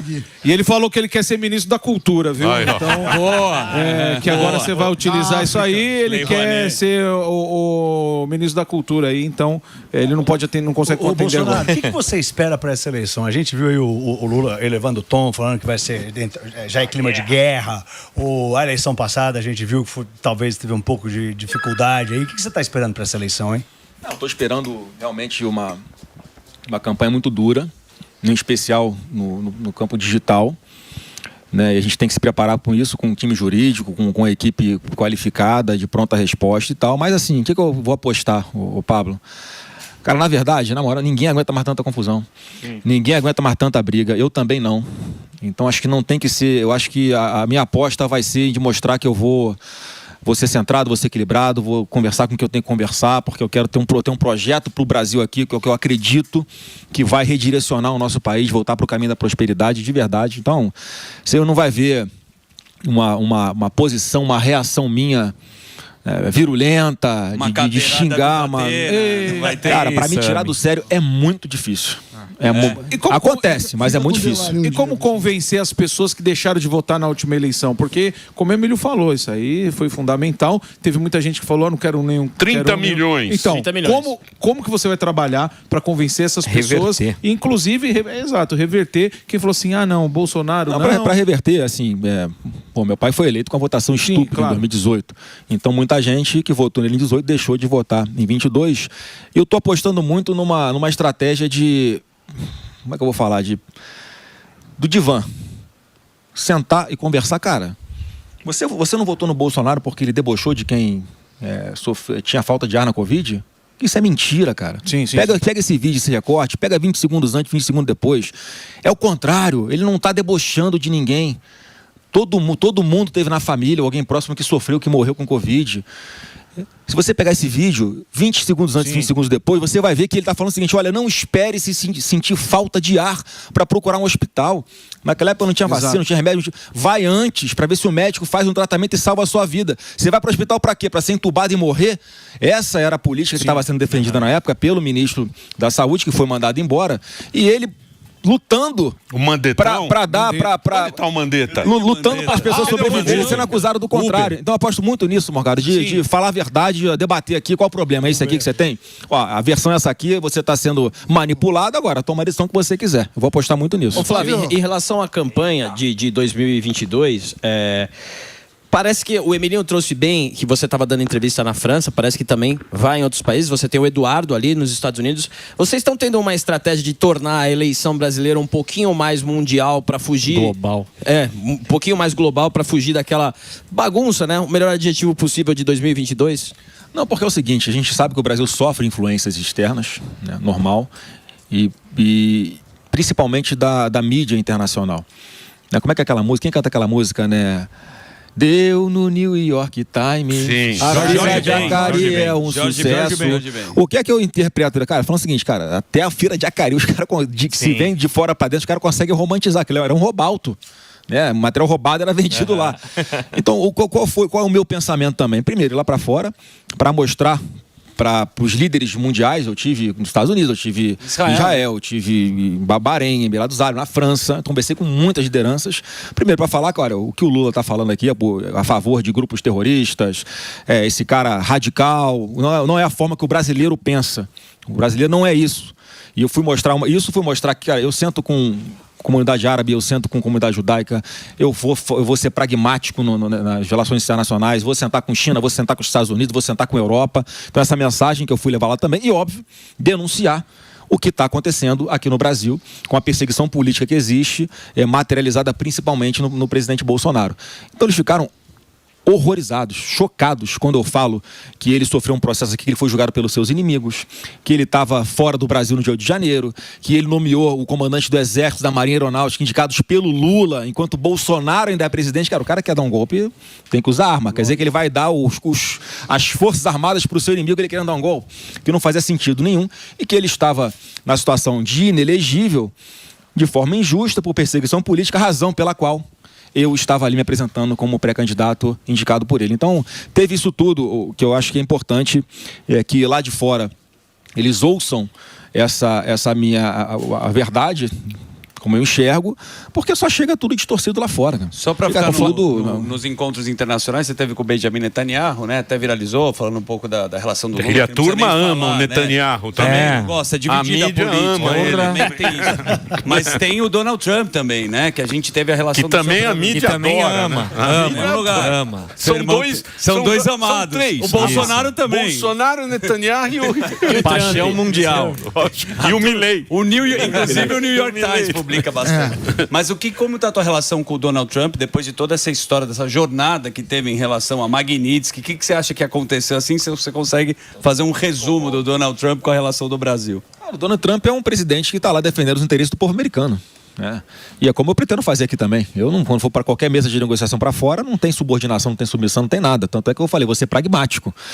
Se em determinada área a China vier alguma proposta seja melhor para o povo brasileiro, para o nosso desenvolvimento do que os Estados Unidos, eu não tenho problema nenhum. Paulo Guedes falava para dançar com os chineses e com os americanos. Então, assim, ele tem esse perfil. Eu nunca estive pessoalmente com o Trump. E, assim, eu não vejo isso como uma... Ele não vai ter essa ilusão que criam na cabeça de que os Estados Unidos podem influenciar ou podem mexer de alguma forma nas eleições aqui no Brasil. Isso não existe, não tem nenhum líder mundial que vai se meter em eleições aqui no Brasil. Óbvio que eu acredito que esses líderes mundiais que foram citados aqui, que são de direita, né, se perguntassem a eles teriam preferência ao meu nome em relação ao atual governo, mas vai ficar na linha da torcida e, obviamente, dando tudo certo, eu vou fazer, sim, uma aproximação muito grande com todos esses países. Ô Flávio, uma coisa, só meio que para continuar nesse assunto, uma coisa que a gente não pode negar é o lance da comparação, que isso vai ter, e dos dois lados, né? Do lado positivo da coisa e do lado negativo, que também a oposição vai tentar usar. Então, assim, eu queria saber se você já fez uma análise, tanto do governo como do lance pessoal mesmo do seu pai, de coisas que, assim, você pretende fazer ou pretende fazer no modelo que era e coisas que você, tipo, olha, nesse caminho eu não vou seguir. Tem algo que você já planejou, não? Não, assim, para mim foi um grande aprendizado e vai ser a referência de um governo meu que o presidente Bolsonaro fez. Porque, cara, foram infinitamente mais acertos do que erros. Eu lembro, eu participava na transição aí em 2018 para 2019, antes dele tomar posse. Eu participava das conversas de escolhas de ministros ali e tal. Cara, eu nunca vi um presidente da República que olha currículo, cara. O cara olhava... Gato, ele olhava a folha. Depois vocês perguntam... Paulo Guedes estudou Pergunta intermediário pro ou não? Tarcísio como é que ele foi escolhido. A gente nunca tinha visto o Tarcísio na vida. Mas alguém chegou com um currículo lá, pô, presidente, esse cara aqui, ele fez IME, ele é um cara inteligente, ele já trabalhou na parte de infraestrutura, pode ser um bom ministro da infraestrutura. Tá, chama pra conversar esse cara aí, chega. E tinha sido da Dilma. Não tinha sido, não, ele tinha sido o terceiro escalão do DENIT. Ele escolhia caras técnico. Aí quando foi um baita ministro. E assim em várias áreas, né? Então eu pretendo seguir essa referência dele, né? Mais uma vez, de enxugar a máquina pública. Nós tínhamos 22 ministérios, depois passou para 23 e fez a independência do Banco Central. Se não fosse a independência do Banco Central que ele fez, o Brasil estava quebrado hoje, esquece. Sentando um político naquele lugar ali, já tinha dado na canetada e bagunçado tudo. Então, falando em independência, evidentemente você é a favor, e eu acho super importante, porque o Lula já sinalizou várias vezes, e eu acho que se dependesse dele, não teria independência. Outra coisa que foi um retrocesso no governo do Lula foi o fim do teto de gastos e a substituição pelo arcabouço fiscal, porque isso deixou muito mais permissivo uma gestão preocupante da economia. Você pretende voltar ao teto de gastos? Porque isso ajudou muito, ao meu ver, o país, e o arcabouço é um grande caminho para o buraco, sim. E também porque foi construído com base em uma meta fiscal lá inexistente, inexequível, né? Mentirosa, inclusive, o que não dava previsibilidade, né, para quem, pro mercado inteiro. Também. Então, assim, eles maqueiam de um jeito para poder ampliar o espaço no orçamento para aumentar gasto público, aumenta a arrecadação, metendo imposto no lombo do trabalhador brasileiro, e sempre que aumenta a arrecadação, o cara aumenta gasto na proporção maior, quer dizer, a conta não vai fechar nunca. Mas assim, mais uma vez, eu não quero ficar entrando em detalhes do que eu vou propor, porque tem tanta gente ali que está estudando isso junto comigo, e que a gente vai começar a tomar decisões juntos para trazer a proposta concreta, mas assim, trazer previsibilidade, trazer as despesas para dentro do orçamento, né, e redução de carga tributária, redução de burocracia, modernização de um monte de coisa dentro do governo. O Bolsonaro digitalizou o governo, nós fomos o segundo governo mais digital do mundo. Você tinha na palma da sua mão aqui no seu telefone celular um monte de serviço público que antes você tinha que ir lá. É isso aí. É isso aí mesmo. Burocracia. Aí no meio do caminho tem extorsão, tem problema, tem corrupção, demora. Então isso tudo que a gente tem que resgatar. Hoje, se você quiser fazer um empreendimento qualquer, sei lá, fazer um hotel em algum lugar, 10 anos para você conseguir botar de pé tanta licença, tanta exigência municipal, estadual, federal.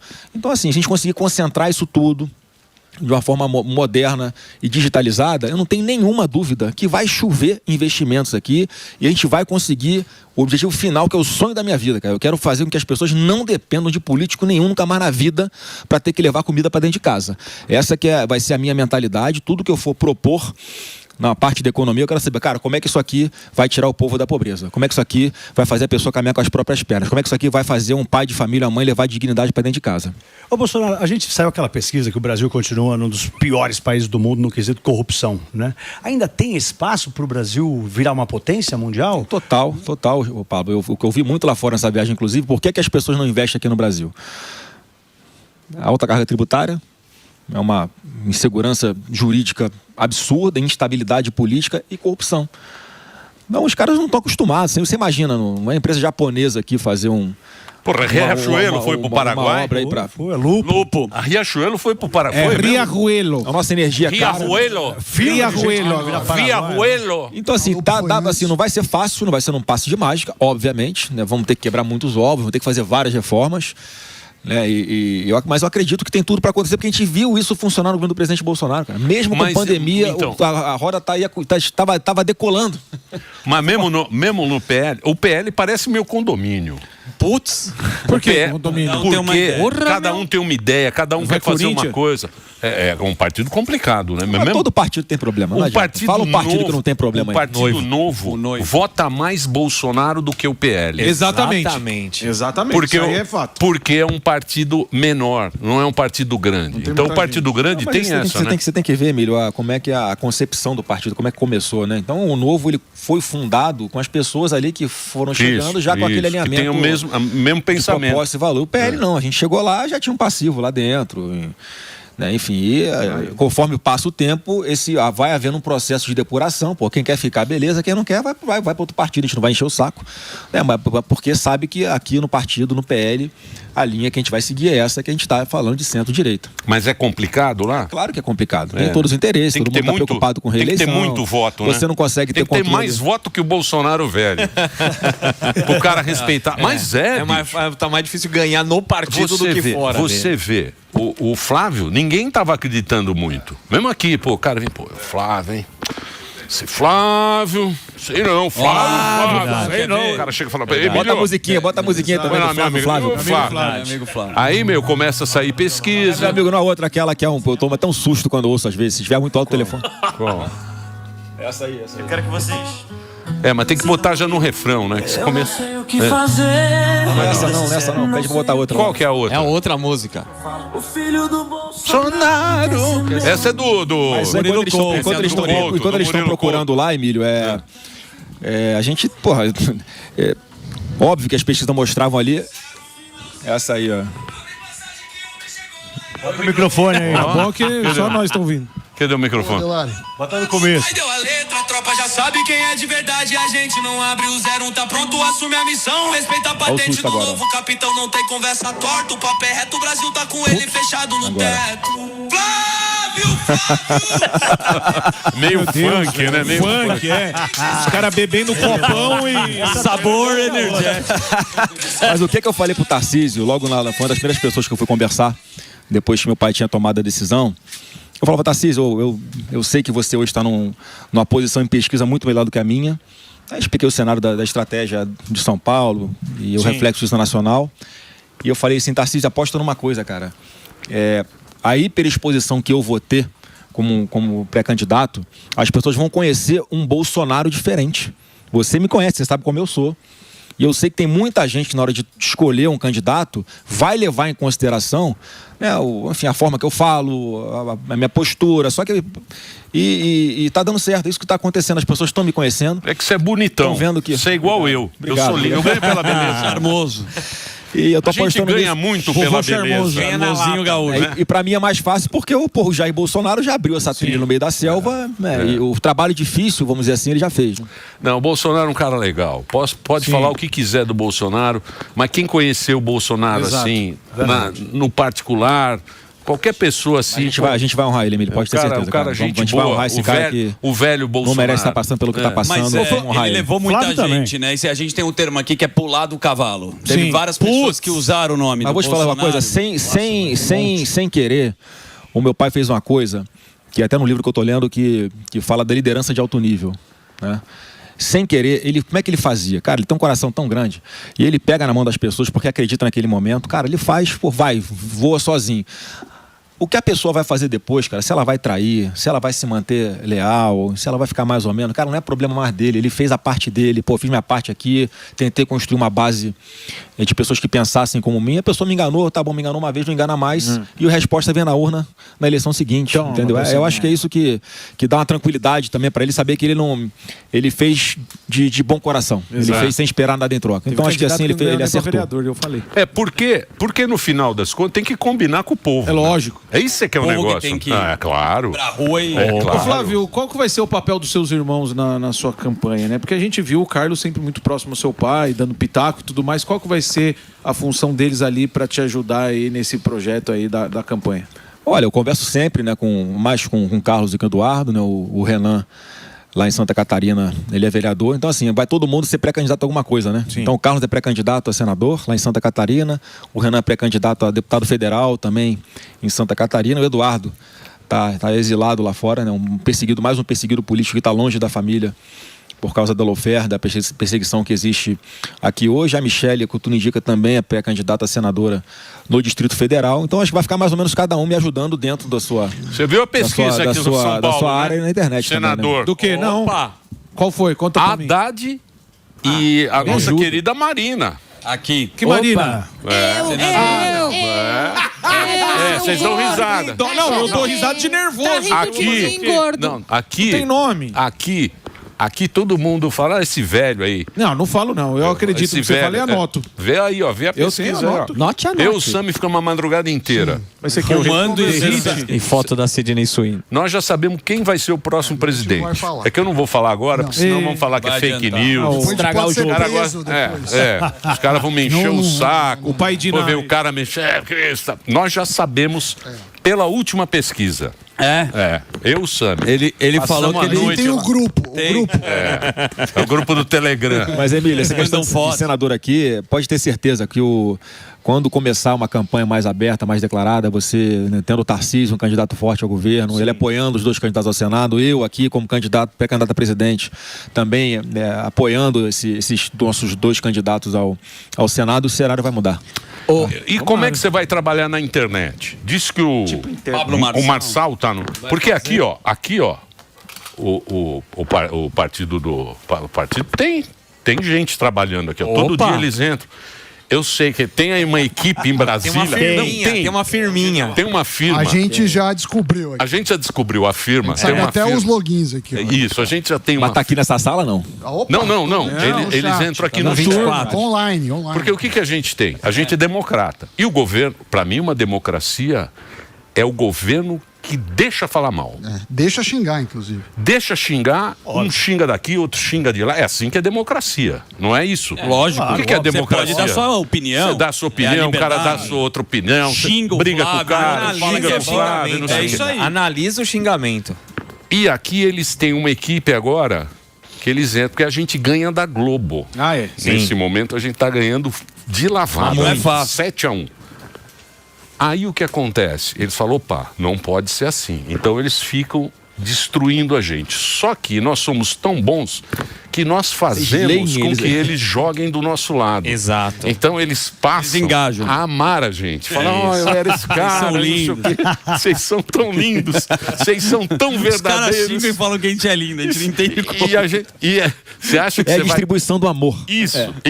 Você acha que você vai conseguir fazer isso na rede social também? Que é muita briga, né? Quem que vai trabalhar na tua rede social? Não, tem um time que já trabalha para mim, faz um trabalho excepcional, né? E na campanha vai ter mais gente, obviamente, para ampliar esse time com estratégia e tal. Mas da minha parte, na minha rede social, você vê, cara. A pessoa só bloqueia aquela pessoa também que vai vai na família, vai não sei o que. Aí eu tô vendo que muitas vezes é robô, né? Que os caras criam robôs agora pra caramba para ficar agindo em rede social. Mas também aceito crítica numa boa, não tem problema nenhum com isso. Como é que vai ser a legislação, será, para...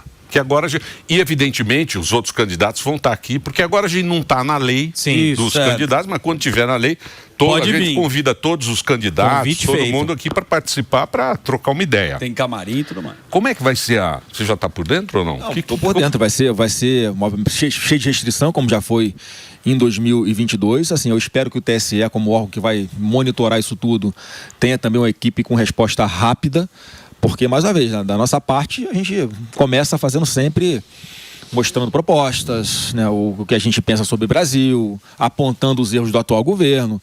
E, historicamente, é inegável, a extrema esquerda e a esquerda não tem limite para inventar mentira, para te atacar com coisa que não existe, para te xingar, para jogar fora das quatro linhas, né, fora de respeitar a legislação eleitoral. Então a gente tem que ter um time preparado também para dar essa pronta resposta, né, mas da minha parte, pelo menos, né, Flávio Bolsonaro, o que eu vou fazer é igual vocês fazem aqui. O cara o cara provocou, os caras provocam para ter uma reação sua, para que você perca a razão. Então, assim, eu estou preparado com a mentalidade bem forte aqui, para saber receber as provocações e responder de uma forma firme e à altura, sem perder a linha. Senhor, dá que eu te dou outra.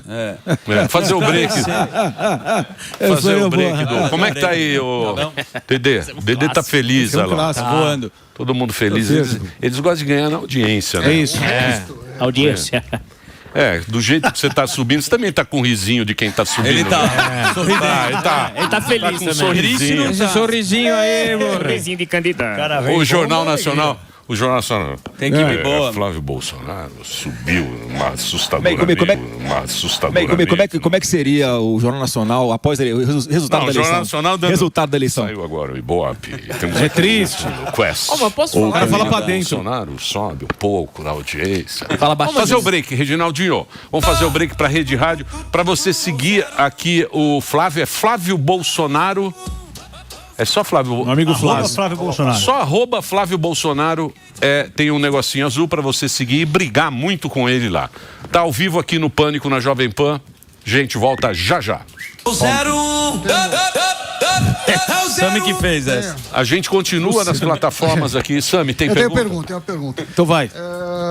Senador, teve o caso, você teve as investigações das supostas rachadinhas, foi finalizado o processo, mas é muito provável que esse assunto volte na campanha. Para alguns, o caso já está resolvido, você já prestou o que deveria. Para outros, queriam mais explicações, inclusive pedindo para você abrir dados financeiros.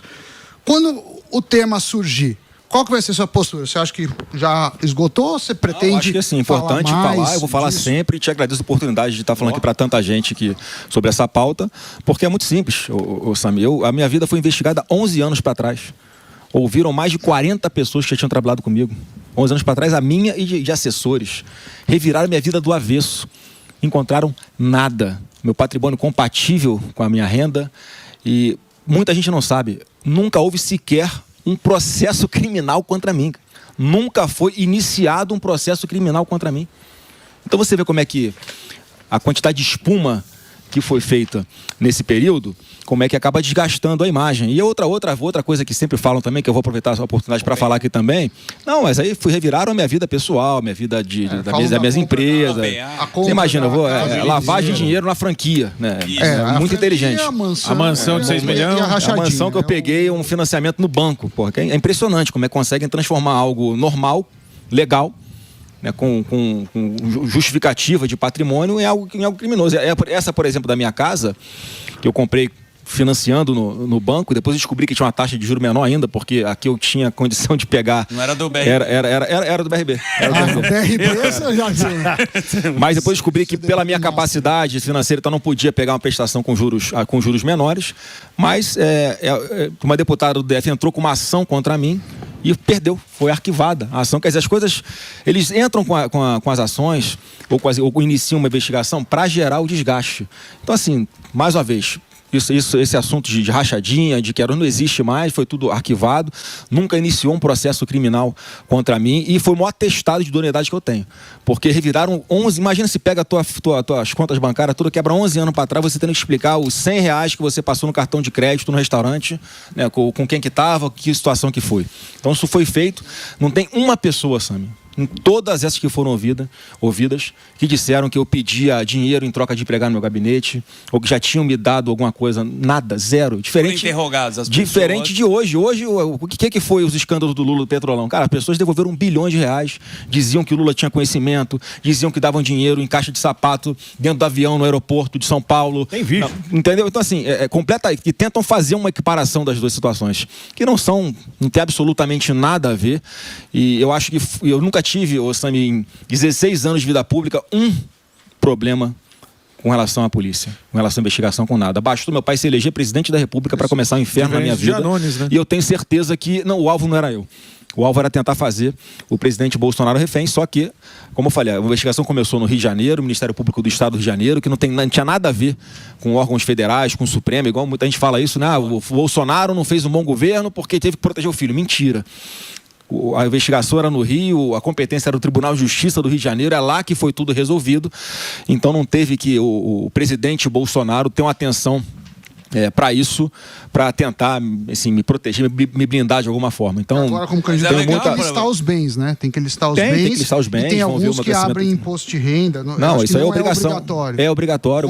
Você tem que apresentar para a Justiça Eleitoral. Você apresenta a sua declaração de imposto de renda. Então tem uma explicação. É legal? Tem. Porque, as a pessoas casa não sabem você comprou também. é financiada. Casa financiada. A rachadinha, então, foi arquivado. Porque foi arquivado. Não conseguiram agora. Eu não vivo do salário só de político, que é um salário maravilhoso. Mas como eu falei, tinha uma empresa, Eu sou advogado, advogo em muitas ações, isso me dá um retorno financeiro, né, quando eu tenho êxito. Então, assim, tá tudo muito fácil de explicar, mas assim, eu sei, né, que as pessoas têm má vontade, vão querer explorar de alguma forma para me atacar, mas isso já está precificado, vamos enfrentar. Posso só aproveitar então esse assunto, já que você falou de advocacia também, tem influência política. No Brasil, a gente sabe que o Pablo é o cara que vive nos Estados Unidos, tem o lobby. O cara vai lá, ele tem uma relação política. Como é que você acha que quebra esse sistema? Desde, fala, rachadinha, mensalão, petrolão, INSS, Banco Master. Como que você acha que a gente pode quebrar esse sistema no Brasil, onde o político que conhece alguém pode se beneficiar com corrupção? Botando as pessoas certas no ministério, você criando mecanismos de fiscalização como nós fizemos, né? Todo o ministério no governo do presidente Bolsonaro tinha um compliance. Todos os ministérios compliance individualizados.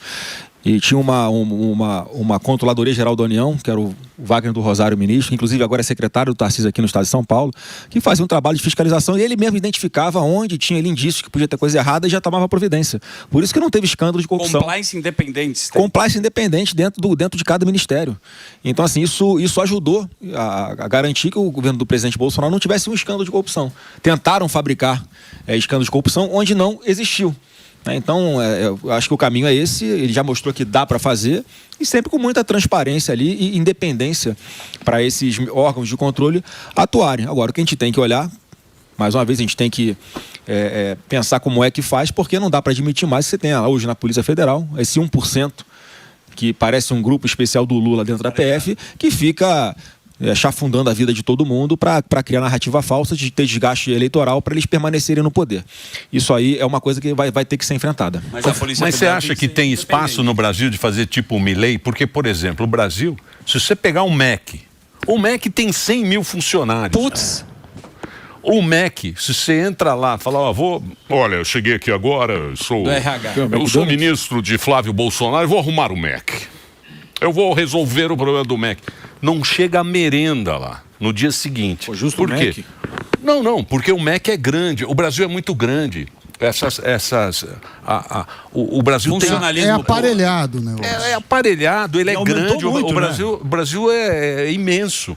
Tem como fazer, porque todo mundo pega o Milei. O Milei tem 40 milhões de habitantes. É o tamanho do estado de São Paulo, é menor, mudou lá. Tão aparelhado. Você acha que tem condição de ter esse choque, essa mudança no Brasil? Tem, porque na política o combinado não sai caro. Né? Você precisa do Congresso Nacional para você aprovar, né, muitas coisas, legislação, orçamento e tal. E você tem sempre aquela negociação de indicações políticas para ministérios. É só quando você traça uma linha no chão, como o Bolsonaro fez, até aqui eu vou, daqui é comigo.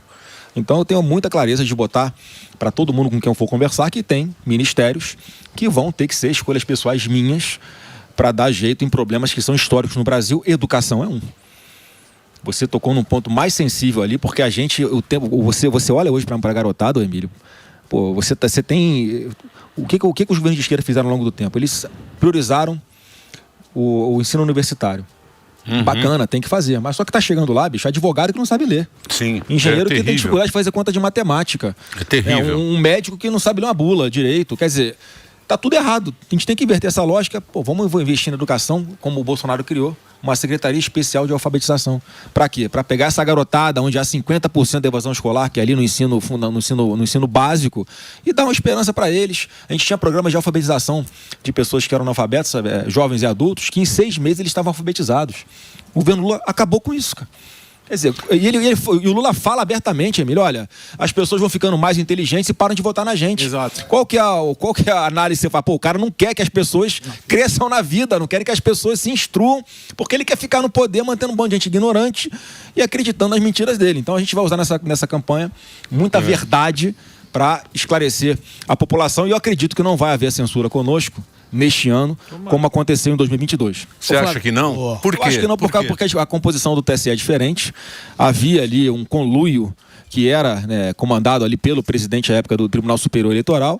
Cara, a gente era censurado previamente um monte de coisa. Aí, mentiras que eram contra Bolsonaro, ele tomava a decisão 2 dias depois. Quer dizer, o troço já tinha tomado conta do Brasil inteiro, aquela fake news já tomaram conta do Brasil inteiro. Aquele juiz, como é que um juiz, quando ele é tendencioso, ele faz Vasco e Flamengo, um empate é do Vasco. Se ficar 0-0, o Vasco é campeão. Ele fica marcando falta no meio de campo.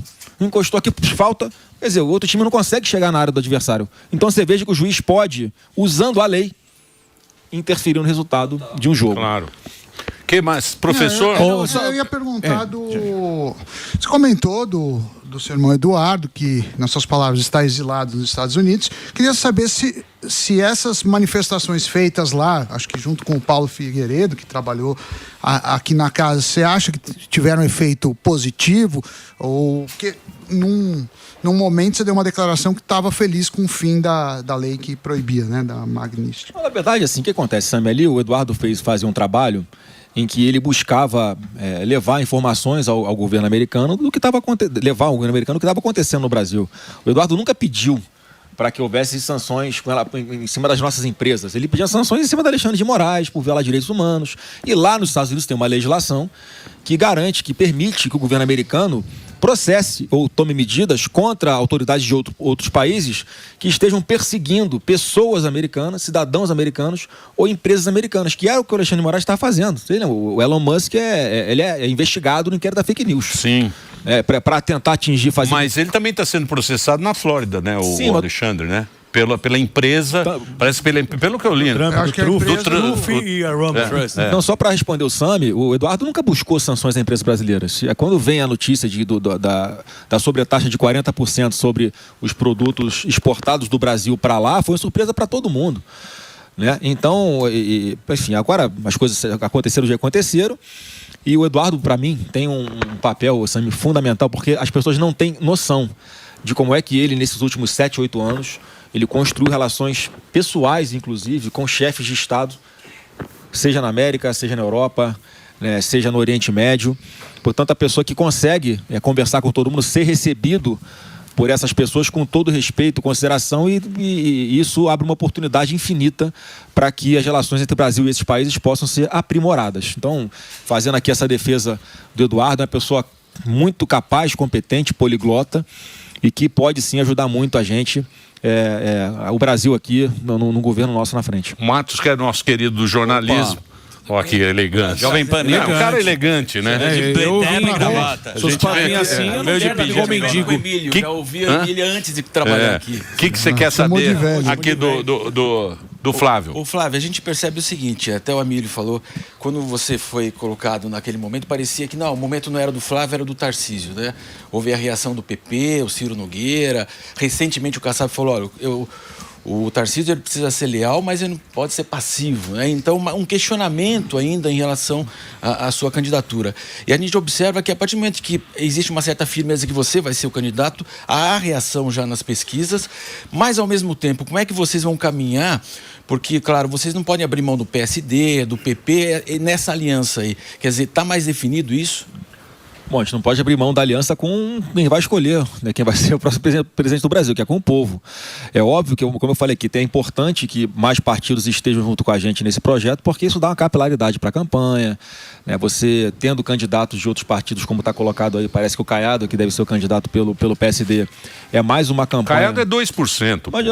Mas o ponto Caiadão, é esse. Mas ele é articulador. O Caiadão é bonito, igual nós. Mas é uma voz linda. E fala bem também. Voz de veludo. E tem aquela voz do Caiado, fala. Aquele uísque sem gelo. Mas é 2%. Não, mas é um candidato que vai, obviamente, durante a campanha eleitoral, apontar para os erros do PT também, participar dos debates ali, uma espécie de enfrentamento ao atual governo. Então, não acho isso negativo. Então, e cada partido tem a liberdade de indicar seus candidatos, né? O PL colocou o seu, o PSD está colocando o dele, o Novo colocou o dele, o Zema é um pré-candidato também colocado pelo Novo. Então, União e Progressistas estão vendo o que fazem. Tem outros partidos também que a gente está conversando que têm interesse de estar perto de nós. Mas eu compreendo naquele momento, foi em 5 de dezembro do ano passado, quando eu comunico a decisão que tinha sido tomada pelo meu pai. A carta veio depois, no dia 25 de dezembro, porque muita gente não estava acreditando, né? E como se eu fosse ali que estivesse falando em nome dele sem ter autorização dele. Eu jamais faria isso. E eu concordo que naquele momento, quando a Bolsa sobe, 3 pontos naquele dia, né? Num dia, né? Um hecatombe. Porque qual é a preocupação de todo mundo? Isso que as pessoas têm que entender, que isso nos une. Qual era a preocupação de todo mundo? Pô, a gente não pode correr o risco de mais 4 anos de PT. Alternância de poder. Então, o mercado, quando reage, a política, quando reage, é porque, mas o Flávio é um candidato que, pelo que a gente está vendo aqui hoje, nas pesquisas, é mais difícil ele ganhar do Lula do que o Tarcísio. Então, o raciocínio era esse. Estava correto. Só que eu sei o que eu estou fazendo. Eu tenho responsabilidade. Eu sei onde eu vou chegar, porque isso aqui é projeto de Deus. Não estou fazendo por coisa pessoal. Se não era candidato a senador de novo no Rio, ficava tocando a minha vida como eu estou tocando hoje, que eu estou muito bem. Mas estou indo para uma missão que não vai ser fácil. Estou disposto a enfrentar essa máquina de moer reputação que vão ligar contra mim, essa pancadaria que vai ser a campanha no meio digital, porque eu sei o que eu estou fazendo, eu sei onde a gente vai chegar, eu confio na decisão que o presidente Bolsonaro tomou. Ele me conhece como ninguém, não sabe que eu sou capaz, sabe até onde eu posso chegar. Então, e agora, passados 2 meses e pouquinho, está todo mundo já mudando. Ou 90% já mudou sobre essa desconfiança, sobre essa incapacidade. Ontem a Bolsa bateu 190 mil pontos com você falando. Foi culpa minha? Também. Se a bolsa cai, é culpa minha. Se a bolsa sobe, tem que ser minha também, né? Tem, mas o mercado financeiro faz isso, né? Você sabe, né? Ou o mercado se adapta, ou o mercado, como a gente fala na Faria Lima, tem que conversar com eles. No passado lá recente, a gente teve a carta da democracia de muita gente que é da Faria Lima. Que fez o L embaixo da mesa. Eu vou falar quem foi. Flávio, fez dá os nomes aí, Sam, dá os nomes. Embaixo da mesa. Você sabe que a turma se juntou. Passar a lista, porque você nem imagina. Mas eu, tá mais eu tenho esse perto do que questionamento. você pensa. Porque, Emílio, a gente conhece os bastidores Eu sei da Jovem Pan. Muitos. Muita gente da Jovem Pan. Fez o L embaixo da mesa gostosamente. Eu estava na Paulista comemorando. Aproveitando a Faria Lima, a gente sabe que você tá tendo uma iniciativa de sentar agora com a turma. É a XP, o BTG, o Furla, André Esteves, essa turma que também dita o Brasil. Juros altos e a gente tem uma inflação. Uma bucha, quem pegar essa cadeira vai ter. Qual é a tua conversa com a Faria Lima? Que a gente não foi nas palestras da XP nem do BTG. O que você tem conversado com eles? Porque, de certa forma, né, Pablo, tem que convencer a turma do investimento, né? É isso. Ontem teve no evento. O que você fala? O que você tem que falar? Mas eu tenho falado dessas linhas gerais, né, que a gente vai seguir.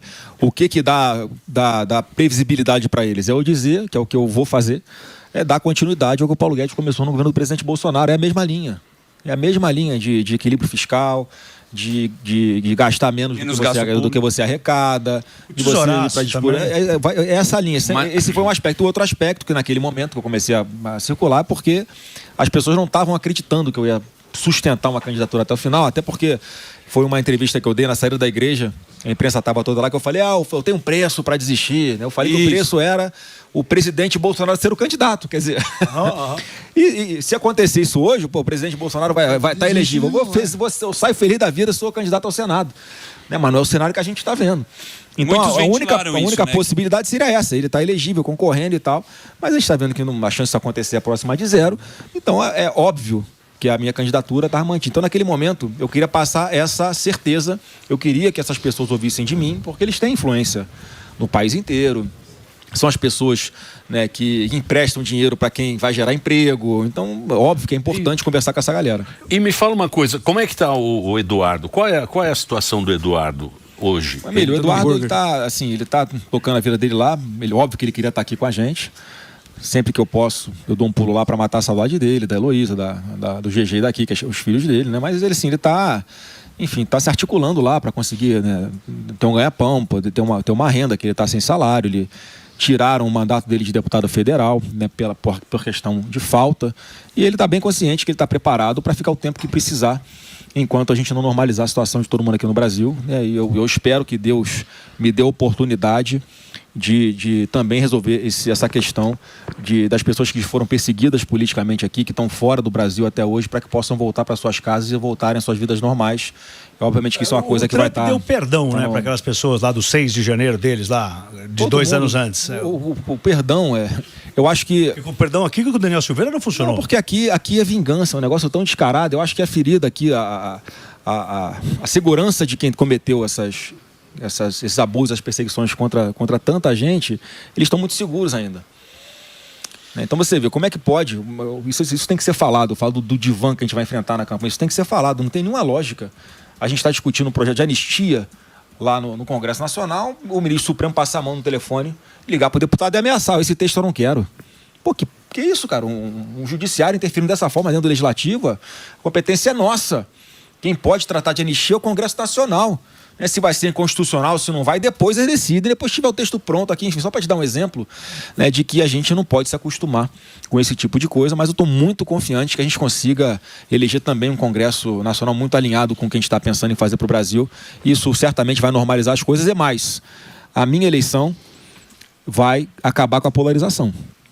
Porque acabou. Difícil, Isso é mais difícil que Vou falar por quê, Sandro. E o negócio da idade? O Lula acabou, rapaz. Qual outra liderança que a esquerda tem?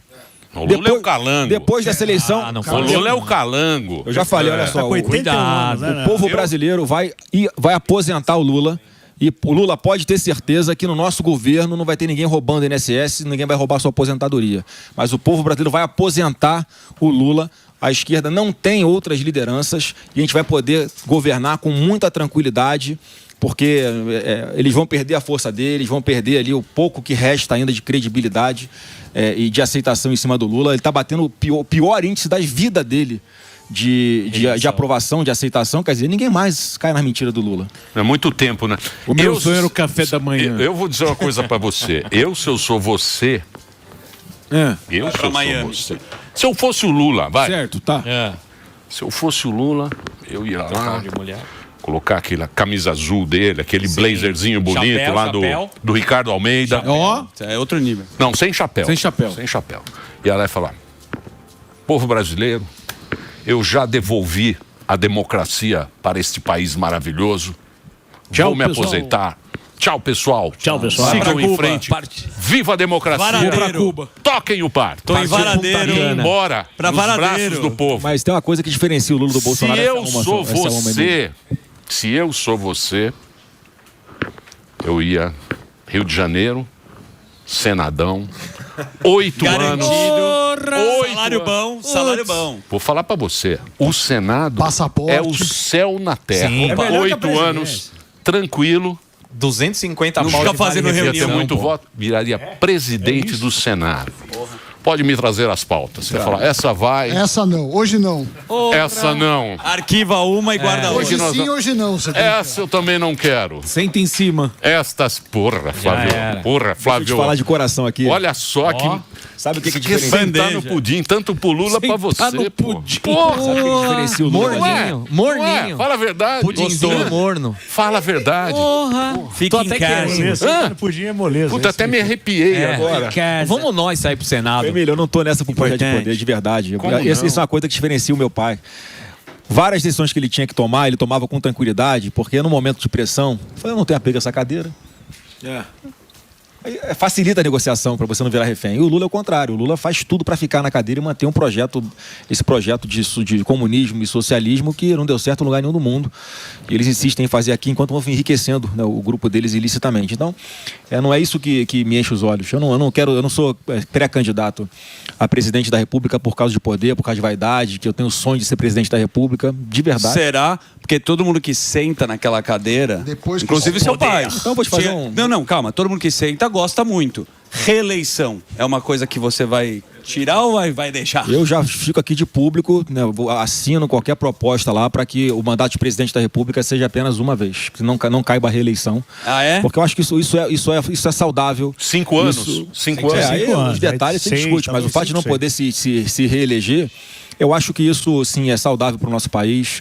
Isso faz com que a pessoa que está sentada na cadeira de presidente da República possa tomar medidas que às vezes são amargas, e ele possa tomar com tranquilidade, sabendo que ele não vai precisar defender esse ponto de vista na eleição alguns anos ali na frente. Então eu faço esse compromisso público aqui Olá. de assumir que eu vou ser contra a reeleição, assino a proposta que tiver aí para... Mas com todo respeito, o Bolsonaro também falou da reeleição, né? EBC também falou que ia acabar, também não acabou. E a EBC, o que você Mas acha ele dessa prometeu TV? coisas que ele fez, né? O Banco Central Independente, Sim, em nomear sem dúvida. ministros técnicos. Não, mas enfim, aí mas aí, às vezes, né? Mas é que a turma sempre pega o Mas que aí que você tá, promete e não faz. Mas o Morgadão, essa pauta, por exemplo, não é ele que faz, não é o presidente da República, né? É o Congresso que vota, é uma alteração na Constituição.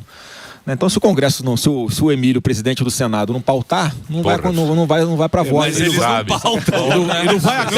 Ele não vai acabar com a EBC, não, hein, velho? Você sabe disso. Senão eu que acabo com você, te dou cadeirada, hein? Você quer assumir a EBC, é isso?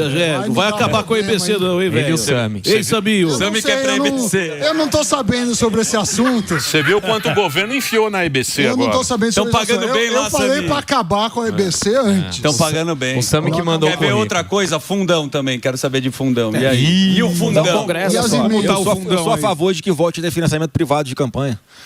Por que tem um fundão desse tamanho todo? Porque há uma hipocrisia aqui no Brasil de que empresa não pode doar dinheiro para candidato. Certo. O que acontece na prática? Não é o meu caso, tá? Deixar bem claro. Na prática, os caras dão dinheiro por fora. Sim. E aí tem que aumentar o fundo partidário para você poder fazer as campanhas. O PL ficou num tamanho gigante.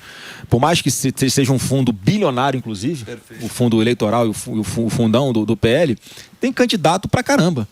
Não dá para financiar a campanha de todo mundo. Vamos ter que buscar o financiamento de pessoas físicas, né? Você não pode ter o financiamento de empresas na campanha. Então, acho que hoje o valor é exagerado, é uma coisa que é para se discutir, mas para reduzir esse valor e ficar em algo aceitável, porque hoje é um escândalo o valor que é deixado para esse fundo, você tem que reabrir a possibilidade de você receber doações também de empresa. Eu acho que é uma coisa que a gente tem que encarar em algum momento, porque óbvio que donos de empresas que são pessoas físicas de pele e osso têm os interesses da sua empresa, claro, que precisam ser batalhados, defendidos dentro do Congresso Nacional.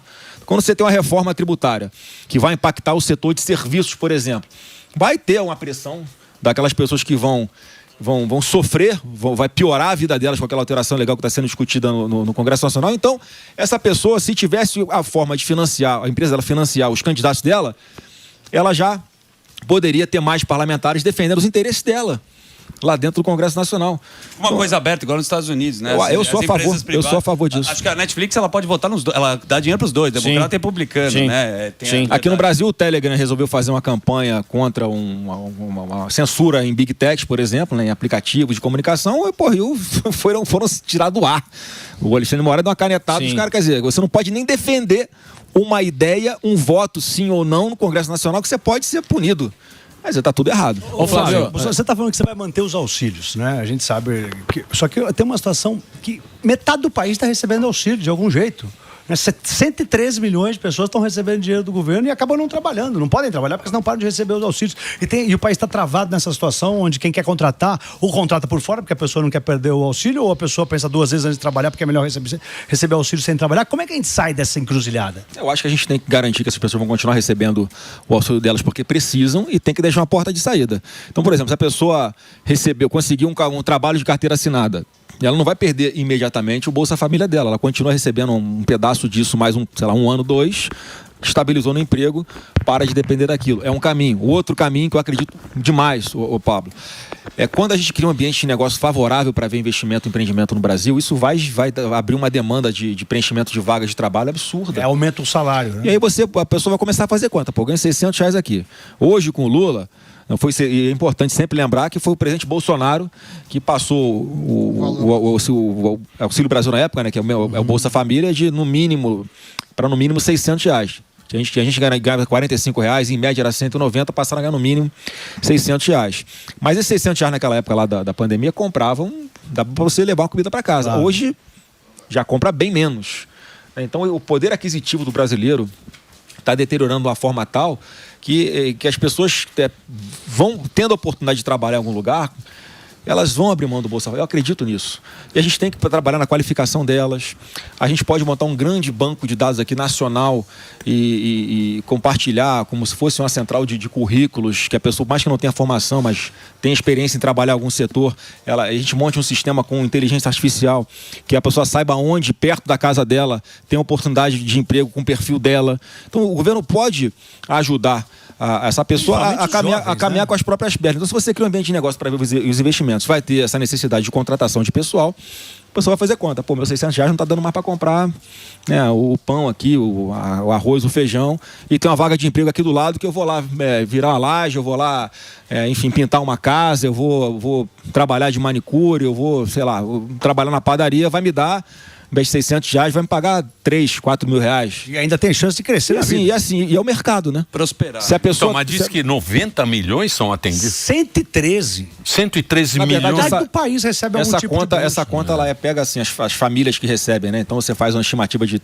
4 pessoas por família. Ah, tá, entendi. E chega nisso aí, né? Mas não é tudo na real, isso, acho né? que são quase 19 milhões de famílias, né? A pessoa recebe e a sua família também é beneficiada.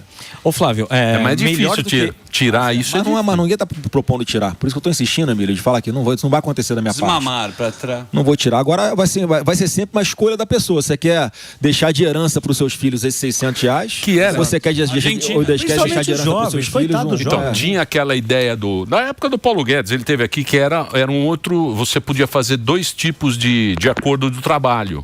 Ou você trabalhava na CLT, ou você tinha uma outra carteira. Era carteira verde e amarela. Você lembra disso? Era uma ideia bacana, mas não virou, né? Não andou no Congresso. Isso acho que foi emergencial, né? Era... Não andou no Congresso a carteira verde e amarela. E a verdade era fazer algo que, como é nos Estados Unidos, por exemplo, onde a pessoa recebe por horas trabalhadas, né? Faz muito mais Trabalhou, sentido. recebe, não trabalhou, não recebe. E nesse modelo, e assim, ia ser uma escolha. Você quer nesse modelo aqui que você está propondo, você quer continuar a CLT, a critério do trabalhador. E nesse modelo, obviamente, a maior parte do salário fica com quem trabalha, não fica com o governo. É isso aí. Que o governo fica com tudo, né? Gostoso. Ele é o intermediário, né? Maravilha. Maravilha. Flávio, o que eu queria te grande- perguntar é o seguinte: você, melhor do que ninguém, você sabe que assim, a família Bolsonaro é adorada, amada por muitos, mas também é odiada por muitos, né? E a gente vê aí que seu pai até hoje sofre as consequências de um atentado que acabou sofrendo. Nas campanhas, você vai pra rua mesmo assim? Tá de boa, sem medo? Vou pra rua, obviamente com a segurança reforçada. Eu tenho a preocupação de que não terminar o que, né, vou fazer melhor do que fizeram contra o meu pai. Eu tenho essa preocupação, minha família tem essa preocupação. Eu já estou tomando providências, mas não tem como. Eu tenho isso também. Eu gosto de fazer campanha. Pô, eu gosto de ir pra rua, eu gosto de estar no meio da galera, eu gosto de descer. Povo, né? Não, mas igual o velho não tem. É a segurança que se vive. Não vem, não. Vai comer igual pastel, velho. É normal. Eu lembro do velho. Nunca mais vou esquecer. Caldo de cana. Ele tomando uma coca caçula. Quando ele arrumou aquela Coca-Cola. Garrafa velha. Ele jogando sinuca, aquela mesinha Sim, a assim. mesa toda torta. E tomando uma Coca. Falei, onde esse cara arrumou uma Coca-Cola caçulinha? Todo mundo com saudade dele voltar a fazer. Ele é o Bolsonaro, era o Se cara. você ganhar, você volta aqui no Pânico, porque Vou voltar com ele aqui, ó. Vou sentar com ele aqui nessa bancada. Você sabe o que ele tem, cara? Ele é autêntico, né? O velho Bolsonaro é um cara autêntico e a gente gosta de ver autenticidade nas outras gente pessoas. autêntica. E principalmente no momento em que você precisa muitas máscaras, você precisa se colocar muito. Ele sempre foi um cara, ele manteve o pensamento dele, os valores dele até o fim. Isso eu acho que o povo reconhece nele, né, o Flávio? Conhece, Emílio, e na verdade o sucesso dele começa quando as pessoas começam a assistir os vídeos dele no YouTube, ele falando o que ele pensa de verdade. E de uma forma que sempre foi muito distorcida e censurada pela grande mídia. Então quando o cara acessa a internet, tem um maluco que tá falando uma coisa que eu penso, que eu concordo. Isso foi se multiplicando. É por isso que a marca dele, que para mim, o eleitor na hora de escolher um candidato, ele considera muito isso. Né? Ele quer enxergar a verdade, ele quer enxergar a credibilidade, como você falou no início do programa aqui, no candidato dele, e o Bolsonaro transpira isso, exala isso. E acho que até demais. Chega no momento que usam contra ele a super sinceridade dele. Né? Mas enfim, ele é desse jeito e se Deus quiser, em breve sai dessa situação. Bom, espero que você volte. Os candidatos, quando tiver o negócio da eleição, quero agradecer você ter vindo aqui hoje. Eu agradeço, desculpa demorar tanto pra ter vindo. Paulinha, desculpa. A Paulinha sempre ela... A Paulinha tá feliz. A Paulinha tá muito feliz. Parabéns pra Paulinha que conseguiu o Flávio aqui dando essa entrevista aqui pra gente. Os outros candidatos, lógico, na época das eleições serão convidados também, e na época da eleição a gente vai também te ferrar, né? Vai falar pra cacete na você vai chegar aqui... Perguntas pinga-fogo. Vai ser... Não vai ser essa, tão elegante quanto na frente. Não vai ser esse café com bolo, né? Na frente a gente é agradável. É isso aí. Obrigado pelo convite aqui. Nós vamos mostrar a música Meu Amigo Boulos. Vai ter que estabelecer a verdade nesse país aqui. Todos serão chamados aqui. Flávio Bolsonaro conversou com a gente hoje. A entrevista continua aí nas redes para você, e você tem a rede social dele, que é @Flávio Bolsonaro, para você seguir, pré-candidato à presidência.